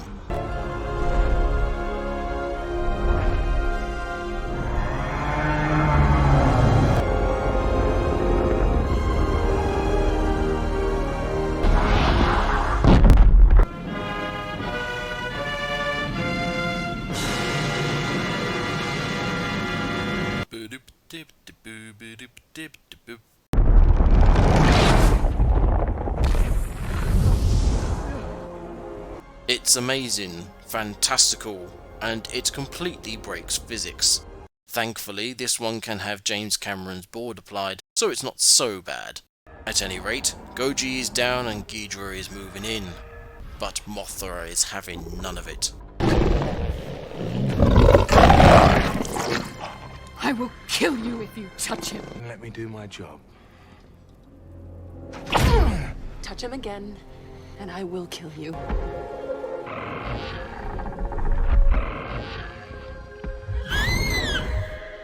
Unfortunately, Godzilla fans know exactly what's going to happen next.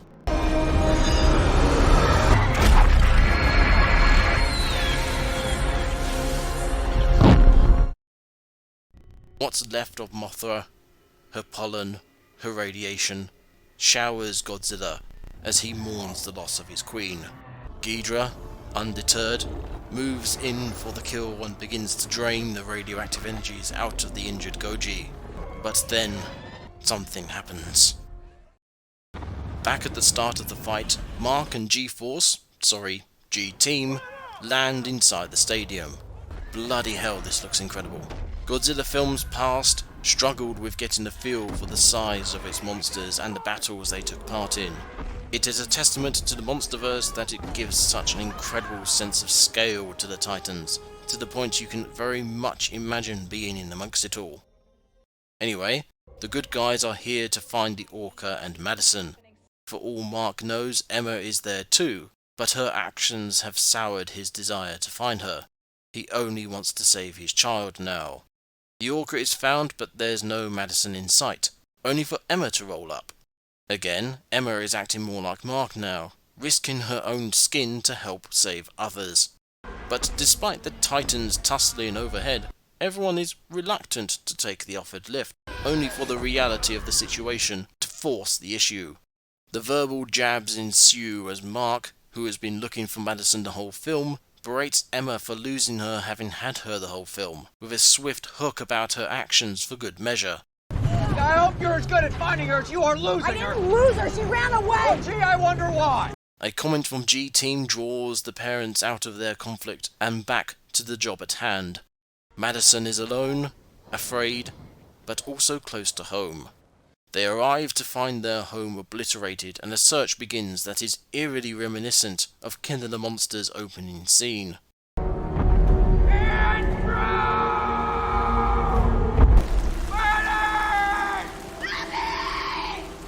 Madison is found inside a bathtub, showing she had some of her parents' wits about her, and the family is finally reunited. The reunion is dampened by the sight of Godzilla losing the battle against Ghidra. Mark comes up with a plan: lure Ghidra away from Godzilla with the Orca, and use the incoming Monarch aircraft to make their escape. As their first, and soon to be last, family activity in years, the Russells fix the Orca. Madison watches her parents at work, and you realise this is the first time Madison has seen her parents not only together, but working together in years, a big chunk of her adolescent life. This is a manifestation of what might have been given different circumstances, and a vision of what could be. For Mark and Emma, this activity is the first step towards righting their wrongs. Mark is no longer running from his problems and his family, and Emma is working with her husband rather than cutting him out of her life. With their negative traits expunged, the family can perform great works together, and in the nick of time. Emma sends Madison ahead with Mark, and with hindsight you might imagine this was because she wanted to stay behind to run off with the Orca. But watching again, and again and again, it's clear this isn't the case. Emma is once again protecting Madison, sending her to safety before following suit. Little details like this keep films like this alive. Emma activates the Orca to annoy Geidra, drawing him towards them and away from Godzilla. Then Emma changes the plan. She has seen Gheidra's maliciousness and knows he will not stop at silencing the Orca. To make certain what remains of her family is safe, Emma drives away from the retreating aircraft with the Orca in tow. Even so, Geidra nearly attacks the aircraft anyway. It is only as the car speeds away that he realizes the source of his annoyance is moving elsewhere. Whether Emma realizes this was her chance of redemption or not is unclear, but this certainly went a long way to getting it. Emma has caused the single greatest amount of damage to the world that anyone has ever seen. With this one act, Emma sacrifices herself to save the world and her family. Having been hit by Geidra and thrown from the car, she gives one last remark to the terrible Titan. Long live the king. I don't need to go into what happens next too much. It's bloody brilliant and bloody terrifying. The burning Godzilla imagery straight from Godzilla vs. Destroyer, a nod to the story of Godzilla's death. The explosive pulse emanating from Godzilla sounding like Mothra embodies the notion of her getting a modicum of revenge after her passing.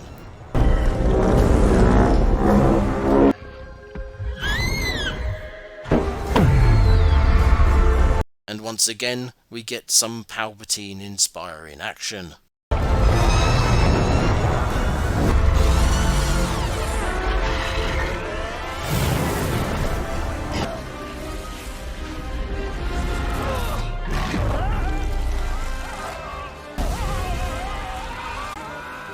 Before Godzilla finally puts his foot down.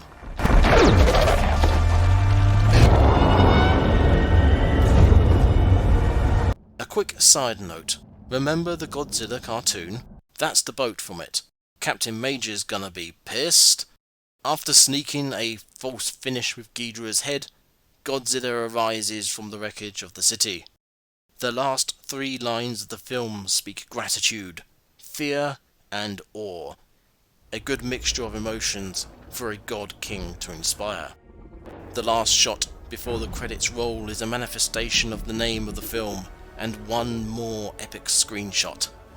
Godzilla, King of the Monsters.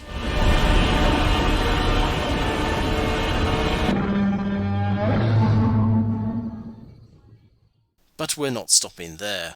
The credits wrap up the world building with reports of what the Titans are up to, the effects they are having, and how the world is reacting to it all. They also set up possible future events with mentions of new discoveries, adventures, and Titan activity, including lots of references to exploring Skull Island and a past rivalry between Godzilla and Kong. Once again, the film takes the opportunity to bolster the world building of the Monsterverse and set up as many ideas for sequels as possible. The final scene of the film is that of Alan Jonah, having escaped capture during the Battle of Boston, getting his hands on the head of Ghidra that Godzilla bit off in their second battle, cementing the information we had earlier regarding Titan remains and adding one more possibility for the future. Finn. Godzilla King of the Monsters is a great film. No ifs, no buts. On the aesthetic side, it has great visuals that are straight out of Renaissance paintings, monster designs which are truly epic and awe-inspiring, and titanic battles the likes of which we've never seen before, at the very least not from such an immersive angle. The music is great, from reincarnations of old tunes to reworkings of 2014 tracks to tone-setting originals.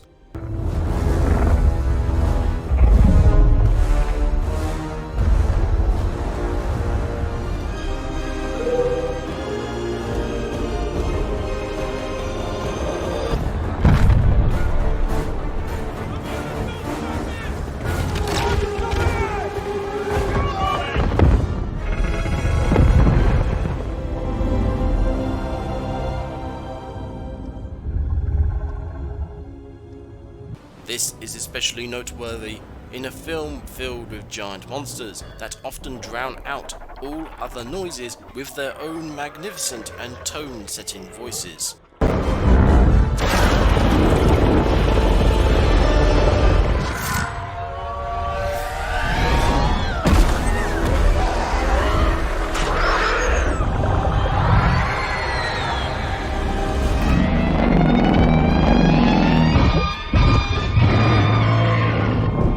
King of the Monsters doesn't just use sound to good effect. Strong colours are used to represent who and what we're looking at.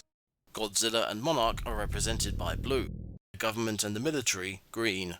Mothra is a shade of turquoise, a mix of green and blue to represent her connection between the two parties. Red is initially associated with Rodan and his fiery temper, but as the film goes on, this associative tone is applied to the other monsters, climatically so with Godzilla.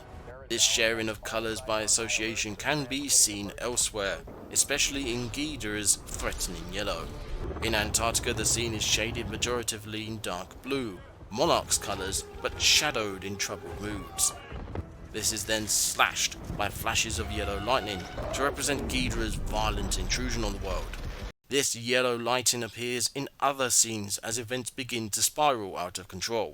The colours are all-encompassing in some scenes but are rarely overbearing, using perfectly natural sources to justify their being.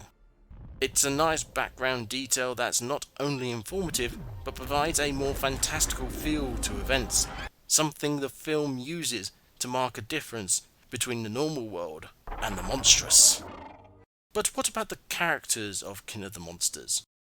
The characters are, well, characterful. From G-Team, whose time in the film is brief but hearty, to Zerizawa, who is the unwavering moral rock upon which the film balances.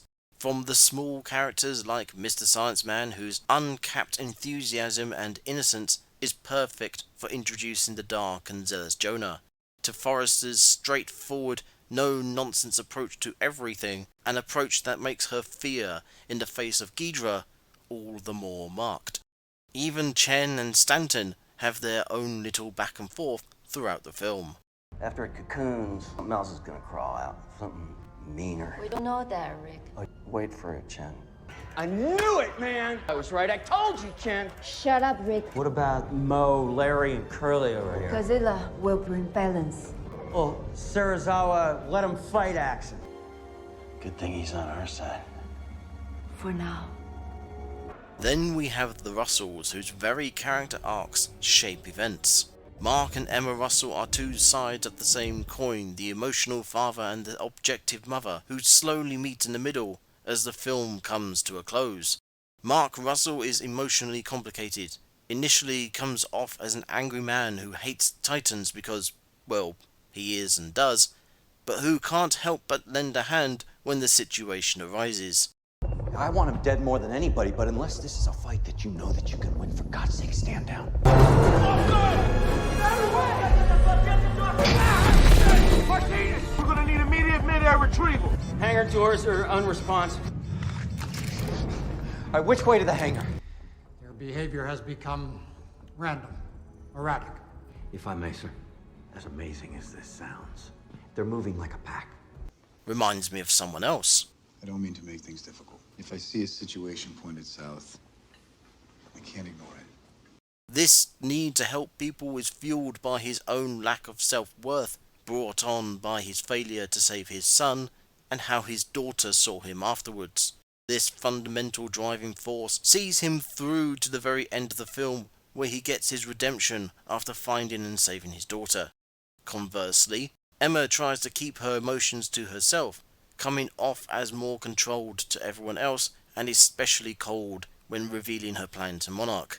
Yet beneath the attempt at a cold exterior lies a turmoil of emotions. Betwixt the two, Madison is seen as a trophy for the parents to fight over, but in reality combines the positive traits of both, and is as strong-willed as either. And despite her parents' best efforts, it's her actions that spark the necessary change to eventually bring her family back together. Both Mark and Emma hold strong beliefs that, during the events of the film, they learn are severely flawed. Both mother and father learn to be more like the other, more in tune with one another, like they were before they lost their son. It's just a shame they do so under these circumstances, and with so little time left together. Most of the rest of the characters in this film stay static, a strong foundation on which to build up the Russells and the Titans. But there's another character arc I haven't spoken of, one that may have passed us all by. This one is between Mark Russell and Sam Coleman. They meet under difficult circumstances and immediately get off on the wrong foot, with Coleman being awkward and Mark belligerent. Who is he? This negativity continues on for a good portion of the film. Excuse me? Sounds like a duck hunt to me. Mark, why don't we let Colonel Foster A decoy, a diversion. I mean, I've got an ex-wife and a daughter out there, in case you forgot. All right, which way to the hangar? I can show you. Anybody else? In all these instances, Coleman is trying to make good after his terrible introduction at the cabin. There's even a shot of Coleman in the background during Emma's speech, where he appears to be thinking of calming Mark down. But things finally change when Mark goes to leave Monarch to find Madison. It is Coleman who tries to bring Mark to his senses, who sees Mark at his lowest and understands. From then on, we see a change in Mark's attitude towards Coleman. Good luck. Thanks, Sam. We'll need it. Let's make him proud and not screw this up. Sam, what we got going on? It's nothing major. It doesn't even affect the plot in any significant way I can tell. But there it is. A little sub-character arc taking place amongst everything else. But this is only one half of the characters in the film. Godzilla is king of the monsters and enforcer of nature's balance. He is the benevolent guardian protecting the world, facing down those that would upset it. Though he sometimes seems uncanny in his methods, the destruction he causes is far less than the obliteration his enemies would bring. Outside of these battles, he takes care with the tiny ones who surround him, even attempting to warn them of danger as best he can, for they do not know his sons. Like Cerizara, his character carries over well from 2014, and like his human counterpart, he is the foundation of the film, solid and unwavering even in the face of death. When it comes to benevolence, however, Mothra takes the cake, despite her relatively short time in the film. She is the queen of the monsters and an embodiment of motherly love. From the moment she births to her very end, Mothra is presented as caring and just. Even during her moments of apparent violence, she is hesitant to harm. Despite her rude awakening, when the threat is over, she is back to her caring, curious self. So gentle is she is even willing to interact with the little humans before her. Her emergence from her cocoon later is peaceful and awe-inspiring, far more like her natural self. Fully formed, she is a clearer of storms, a guiding light, and not a bad tag team partner when things get rough. Ultimately, she is a protector to the end, more so even than Godzilla, for she knows her legacy will not end with her. She lives for others, she dies for others. Rodan is as fiery and temperamental as the volcano from which he emerges. At first calm, he is off on the hunt at the drop of a hat, tearing apart his prey as with glee. But his savagery in chasing these smaller prey belies his yellow streak. He balks at Ghidra's arrival, and despite his attempt at defending his territory, he ultimately cowers before his superior when bested. In the final battle, he surprise attacks Mothra, yet again a smaller adversary for him to dominate, only to crumple to the ground when wounded, a wound that he didn't even seem to notice later when he, once again, submitted to a superior creature. Rodan's arrogance is his downfall, but he is still a force of nature to be reckoned with. Last but certainly not least, we have Monster Zero, Geidra, the one who is many. He is a dragon of legend, a Lovecraftian horror brought to life, an embodiment of fear, his sole purpose to destroy and dominate. It is possible to describe Ghidra as one being, malicious and destructive even when there's no need for either, but he can easily be split into three: Ni, Ichi, and Kevin. Ichi is in the middle and the dominant head, often rising above the rest and commanding the others when needed.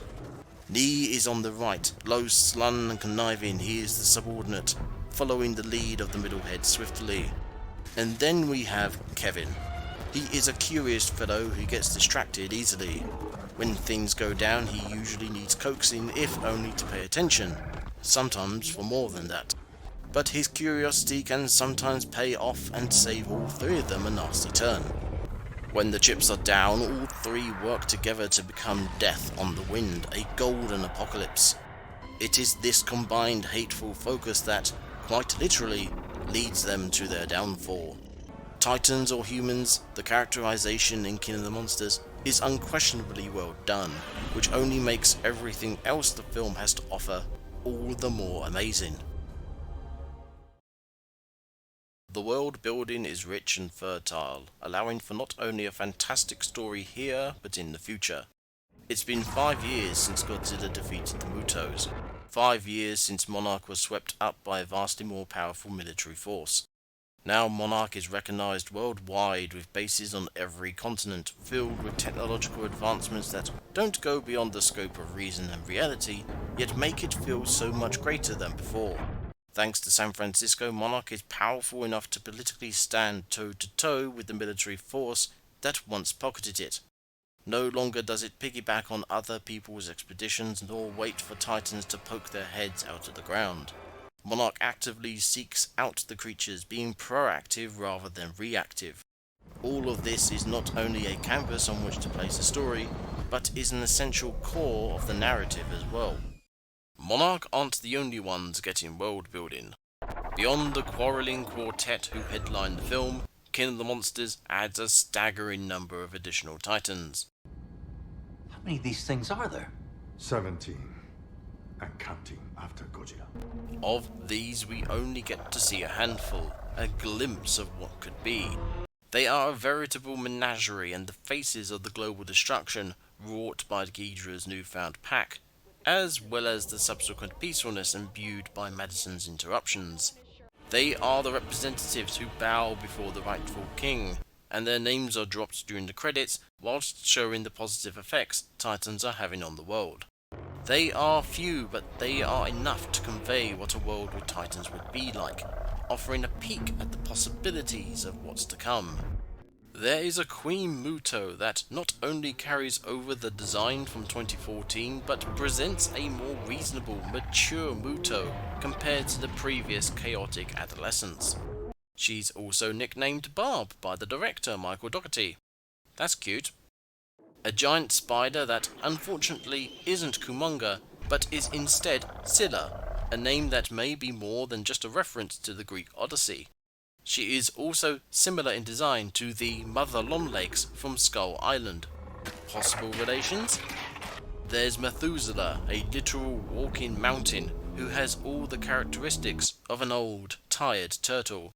And there's Behemoth, a titan whose design hints at a possible early attempt at evolution by nature, an aspect not unique to him, but very much pronounced with his mammoth-gorilla mashup.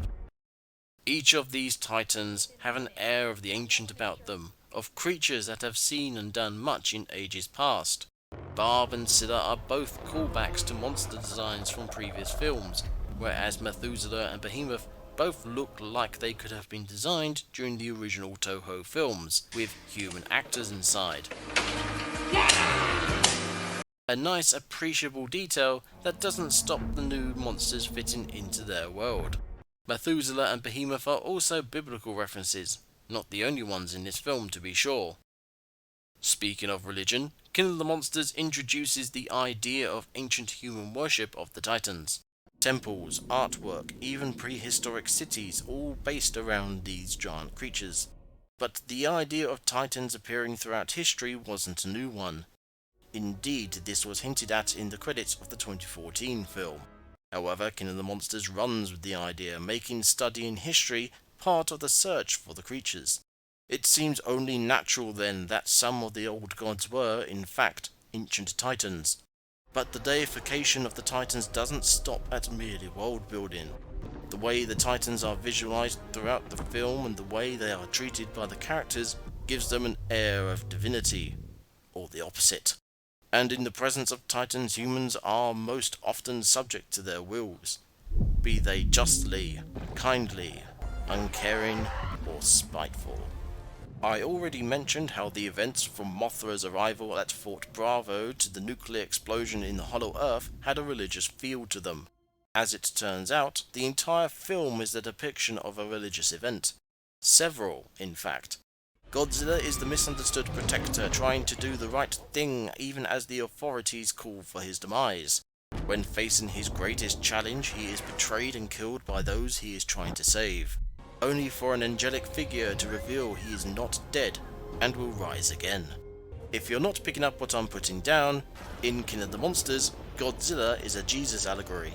If you think it's a bit of a stretch to compare a giant monster to Jesus Christ! then you haven't been around giant monster films all that much. But this is only one part of the film.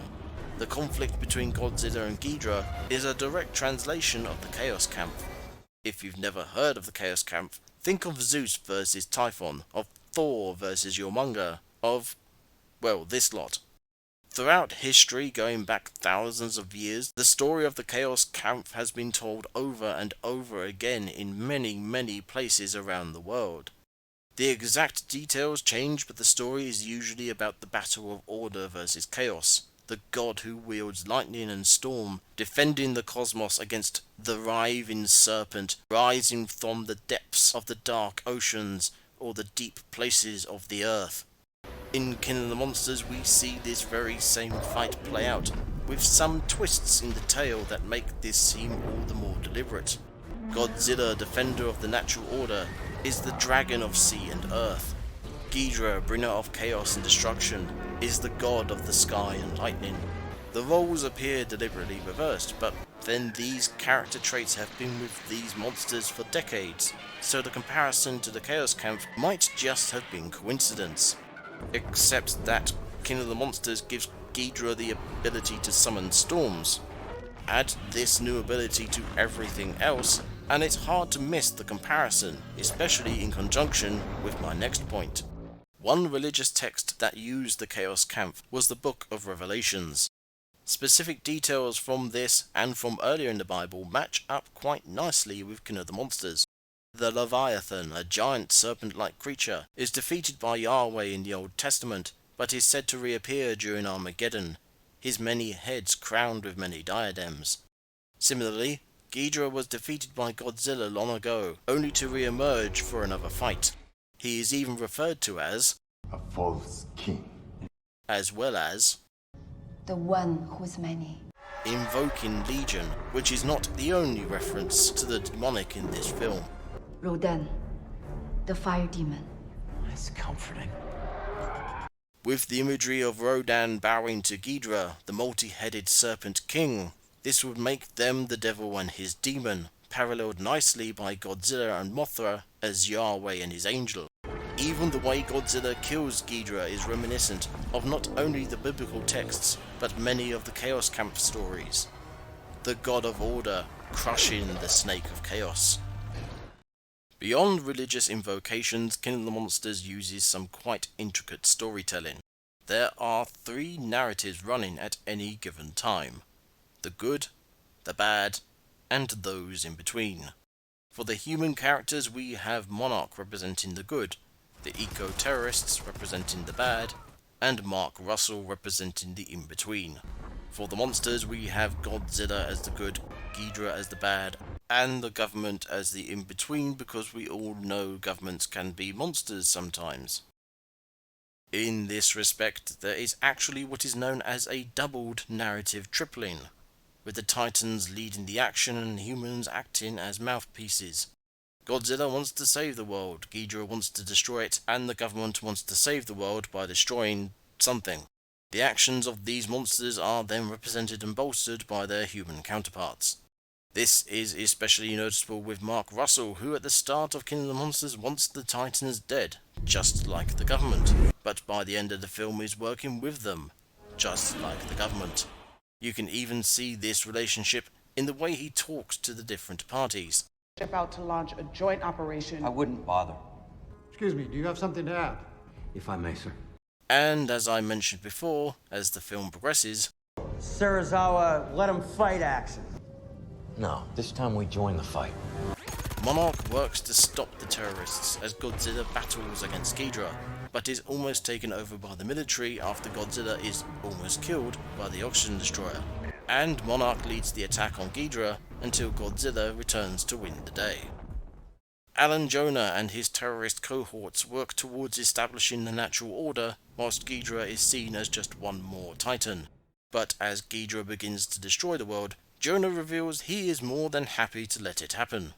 The only thing really missing from King of the Monsters in this regard is the presence of the eco-terrorists at the Boston battle, perhaps trying to keep the Orca out of Monarch's hands as Goji and Ghidra rage overhead. But there is a character missing from this analysis, as well as a few monsters to boot. Where does Emma Russell, Mothra, and Rodan fit into all this? The answer is more complicated and interesting than you might imagine. As the film progresses, Emma switches sides twice, going from Monarch to Alan Jonah and back again. As her choices take root, so too do Mothra and Rodan do their parts. At the start of the film, right after Emma is introduced, Mothra births from her egg. When Emma is kidnapped / goes with Jonah, Mothra goes into hiding. When Emma reveals she is working with the terrorists, Rodan crawls out of his hiding place. As Ghidra begins to wreck the planet, Emma submits to Jonah's judgment about not doing anything about it, just as Rodan bows to the false king. We even get this visual to cement the comparison. Mothra emerges from her cocoon about the same time as Madison is enacting Emma's plan. After Emma has pulled a gun on Jonah and has set off to save her daughter, the fire demon and the queen of the monsters come into conflict. Mothra defeats Rodan as Emma embraces her family. And if all this didn't convince you, there is one final parallel that is undeniable. Mothra dies defending Godzilla against Ghidra, buying him time to recover. Minutes later, Emma is doing the exact same thing. But Rodan survives. Emma is dead, but her bad monster self is still going. Yes, he is, just like the effects of Emma's actions are still being felt. The Titans are awake and roaming the earth, affecting change around the globe. So too is Rodan still around, but submissive to Godzilla and the natural order, as Emma should have been. Whether consciously or unconsciously, these human Titan representations help to convey what is happening in King of the Monsters, and whether deliberately or not, this works against the argument for a monster-only film, something that is often requested by audiences. One of the biggest arguments against a Godzilla film without people is communication. The less conduits for information that are at hand, the simpler a story's narrative will have to be, and or the more will be lost in translation. King of the Monsters shows that people are not only able to be used to make a monster film better, but are vital for getting ideas across to an audience. But that's not to say that there aren't stories that can't be told without the need of human go-betweens. In fact, King of the Monsters might have another story lurking beneath the surface, happening in spite of the human cast. Answer me this: what does the Orca do? The first time I watched King of the Monsters, I got the impression the Orca was some sort of master controller, and holding it was the key to controlling the Titans. However, this is clearly not the case. It is described by Sam Coleman as such. The bioacoustics of different Titans to create the Orca's signal. Creatures respond to, attracting them, repelling them, even calming them down. It's pretty remarkable, actually. In the film, Emma Russell uses the Orca to calm Mothra down after several failed attempts, to wake up Rodan, and to wake up and piss off Ghidra. She also hints at a greater use of the device during her speech.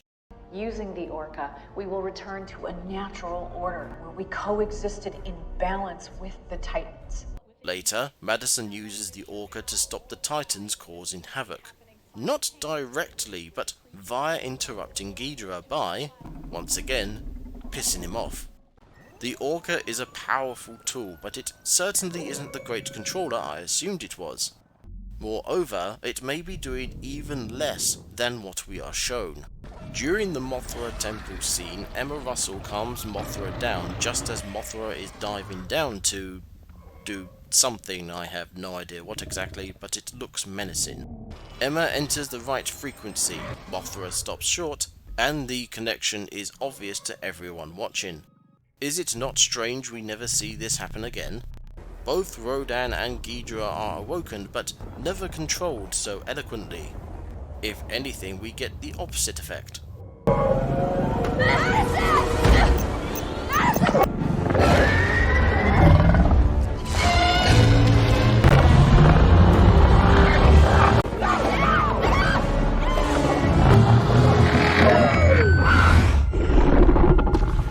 So if the Orca can't control Titans, what does it do?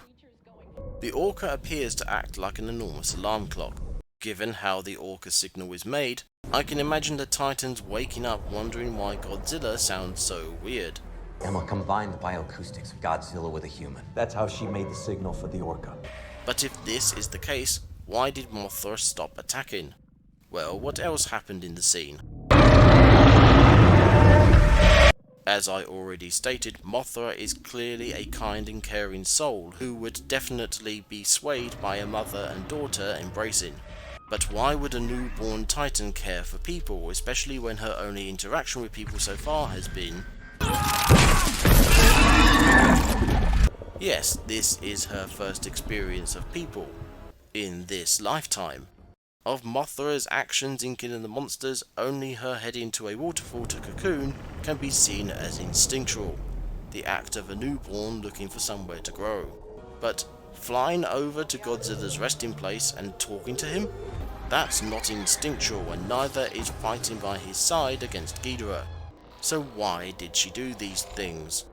In previous iterations of Mothra, and before Godzilla vs. Kong misused it, genetic memory was a theory used to explain why Mothra, regardless of how many times she died, was always born ready to fight the good fight. Mothra didn't just get her thickness from her mother, but her memories of fighting alongside the Big G against Ghidra too. And if Mothra remembers that, she will certainly remember the humans who worshipped her, who built temples in her honor, and potentially danced and sang for her.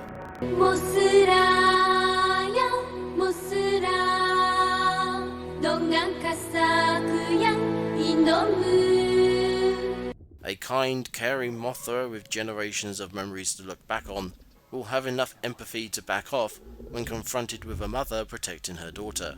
Mothra may even have memories of a time when she too was mothered, and such memories will pull on the strings of her gigantic heart. Beyond the sparing of tiny beings and their mushy moments, there is also the fact that Mothra isn't woken up by the Orca. She hatches of her own accord, which gets somewhat washed over by the whole calming down bit. This only goes towards evidencing that the Orca may not be doing as much as we think. This isn't the only scene that does this. Later, over at Fort Bravo, Godzilla started flashing his intimidation display. The suggested explanation is this. He's looking for something out there. It could be the Orca. But we see later that the Orca needs to be heavily boosted to get its signal to go any kind of distance. Hell, it needed stadium speakers to be heard a few hundred miles away by monsters that can hear each other thousands of miles away. And it wasn't making any noise at the time either. From this we can ascertain Goji wasn't reacting to the Orca. So what was he reacting to? I believe there is another story going on underneath what we are being shown in King of the Monsters. Mothra is already waking up when Emma enters the temple, and soon after hatching, she's off to cocoon herself. Not long after this, Godzilla begins to flash his intimidation display as a warning before heading off to Antarctica. These two events seem disconnected, but there is something that happens in Antarctica that leads me to believe Godzilla and Mothra were in fact activated by Ghidra. Hey guys, I'm getting an EKG reading. The first time I saw this, I assumed this meant Geidra was waking up. On my second viewing, I realized the reading was seen before the Orca was used, so I instead presumed this was meant to indicate that Godzilla is approaching. Godzilla is approaching. Godzilla is approaching. Godzilla is approaching. Godzilla is approaching! But with subsequent watches and my noticing the Mothra and Goji issues with the Orca narrative, I returned to my initial assumption. The EKG reading was from Geidra. He was already waking up, and Godzilla and Mothra knew it. With Titans being sensitive to sound and all that, Godzilla heard Geidra waking up and used his intimidation display to warn the humans, the tiny beings that were around when Geidra first threatened the world. The offspring of a Mothra who helped fight the three-headed terror detected the same signal Godzilla heard and began to hatch. Mothra would have been reborn, cocooned, and then emerged in time to help Godzilla around the time Ghidra escaped the ice. Godzilla himself would have arrived long before then and would be standing over Ghidra's icy tomb, ready and waiting to kick his many heads in. So why didn't we see this, and why present the Orca as being more powerful than it actually is? Every Godzilla film has had some underlying theme to do with human choices. More often than not, someone does the wrong thing that leads to monsters attacking, and either they or someone else has to do something right that helps save the day. From evil businessmen to aliens to misguided scientists to time travelers, the Godzilla series is festooned with bad choices. The Orca is just one more of these misguided, misinformed choices. But it's not the only one in King of the Monsters. Monarch tries to sedate Mothra and delay her birth. The eco-terrorists break out and wake up Ghidra before Godzilla arrives to keep him down. The military try to solve all the issues by blowing everything up with the oxygen destroyer, leading only to Godzilla's near demise. And of course, the big one, Emma Russell forcing nature to work faster than it wants to by waking the Titans up early, causing chaos. Actions performed in arrogance, even actions meant in good faith, can lead to terrible consequences. But with a little more time and contemplation, with a little more heart put into it, the same actions can lead to good deeds. Monarch forces follow Godzilla's lead and attack Ghidra, saving lives. They also lure Rodan away from his island, which admittedly does probably kill people, but it saves more from the oncoming storm of Ghidra. Madison uses the Orca to distract Ghidra, halting his global destruction. And Monarch takes a page out of the military's book by blowing stuff up. this time with the intention of healing rather than hurting. Bombs are like hammers. They're useful as long as you know when and where to use them. Funnily enough, the nuke scene in King of the Monsters answers a question raised in 2014, whilst also using that film to bolster its own narrative about negative choices. The military in 2014 tried to lure the Mutos and Godzilla with nuclear weapons, but it all went wrong, so we never saw the plan come to fruition. Thanks to King of the Monsters, we now know what would have happened. San Fran would have been a rad pan. One last theme that often gets reused in Godzilla-related media concerns environmental impact, and King of the Monsters definitely has a finger in that particular pie. In the Monsterverse, the oh-so-subtle subtext is climate change and the choices people make that affect it. The Titans were already representative of natural disasters, and this film puts that to good use. Sleeping monsters woken by wrecking or trying to control the environment wreak havoc on the world. The Titans are triggering earthquakes, wildfires, tsunamis, and disasters we don't even have names for yet. Even the idea of a horror rising out of the Antarctic ice is somewhat on the nose as a reference to the devastation melting ice caps could cause. The environment is an often referenced subject, and by now should be a tired old theme.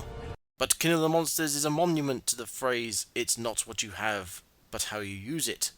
The film is packed with old tropes and themes, and it uses them all very well, just like everything else in the film. Which leads me all the way back to this scene. I haven't spoken about it much at all, but having gone through the film, and some other things, this scene may have quite the significance. Mark Russell watching and listening to a pack of wolves hunting in the Colorado wilds might not seem like much of a muchness, but there's a whole story going on in the background here. At the time of King of the Monsters release, Colorado had no native wolf population after it was wiped out by hunters in the 1940s. But wolves have been seen popping in from neighbouring states ever since. King of the Monsters goes a bit further and has a whole pack visiting the state. Such an occurrence would absolutely draw the attention of a naturalist like Mark Russell. His happy, contented studying of this unique natural situation is upset by the arrival of Monarch, and the film progresses from there. Given what the film has to say about nature, you could say wolves returning to Colorado is the natural order of things trying to re-establish itself, with Mark and the wolves representing people and nature coexisting peacefully. The arrival of Monarch is the almost brutish interference of uncaring humanity, scattering the wolves and upsetting the peace. But this isn't just one more representation about our relationship with nature. Mark Russell at this early point in the film has been through some things, and hasn't dealt with them very well. He is a troubled man, but out here doing what he loves, he is in a good place, enjoying nature's special moments. He is at one with the natural world, something he will soon have to learn to do again with the Titans. This is, funnily enough, what Emma was trying to force on the world, and once again shows that, despite everything, the two of them were very much alike. Bizarrely, this scene is also prophetic. King of the Monsters came out at the end of May 2019. In July of 2019, a wolf was seen making his home in Colorado. A year later, in 2020, a pack of wolves came to the state, just like in the film. And by the end of the year, a petition was voted for to begin officially reintroducing wolves. A film about living with creatures that, well, as Serizawa put it, These are not monsters, they are animals. About letting them return to their natural habitats to help restore the balance of nature and undo the damage humanity has wrought, sort of maybe predicted the same thing happening in real life. And who says this film is stupid?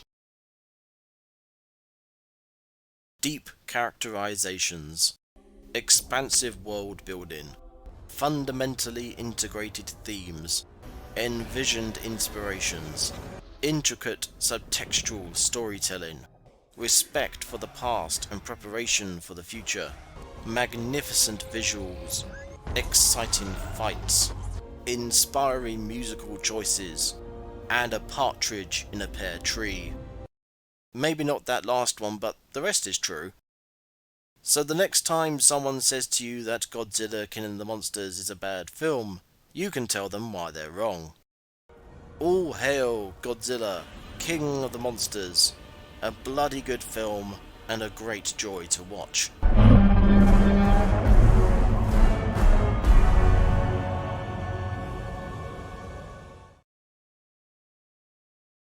Alright, one more time. Up from the depths, 30 stories high, breathing fire, his head in the sky. Godzilla, and Godzuki. No, no, no, no, no.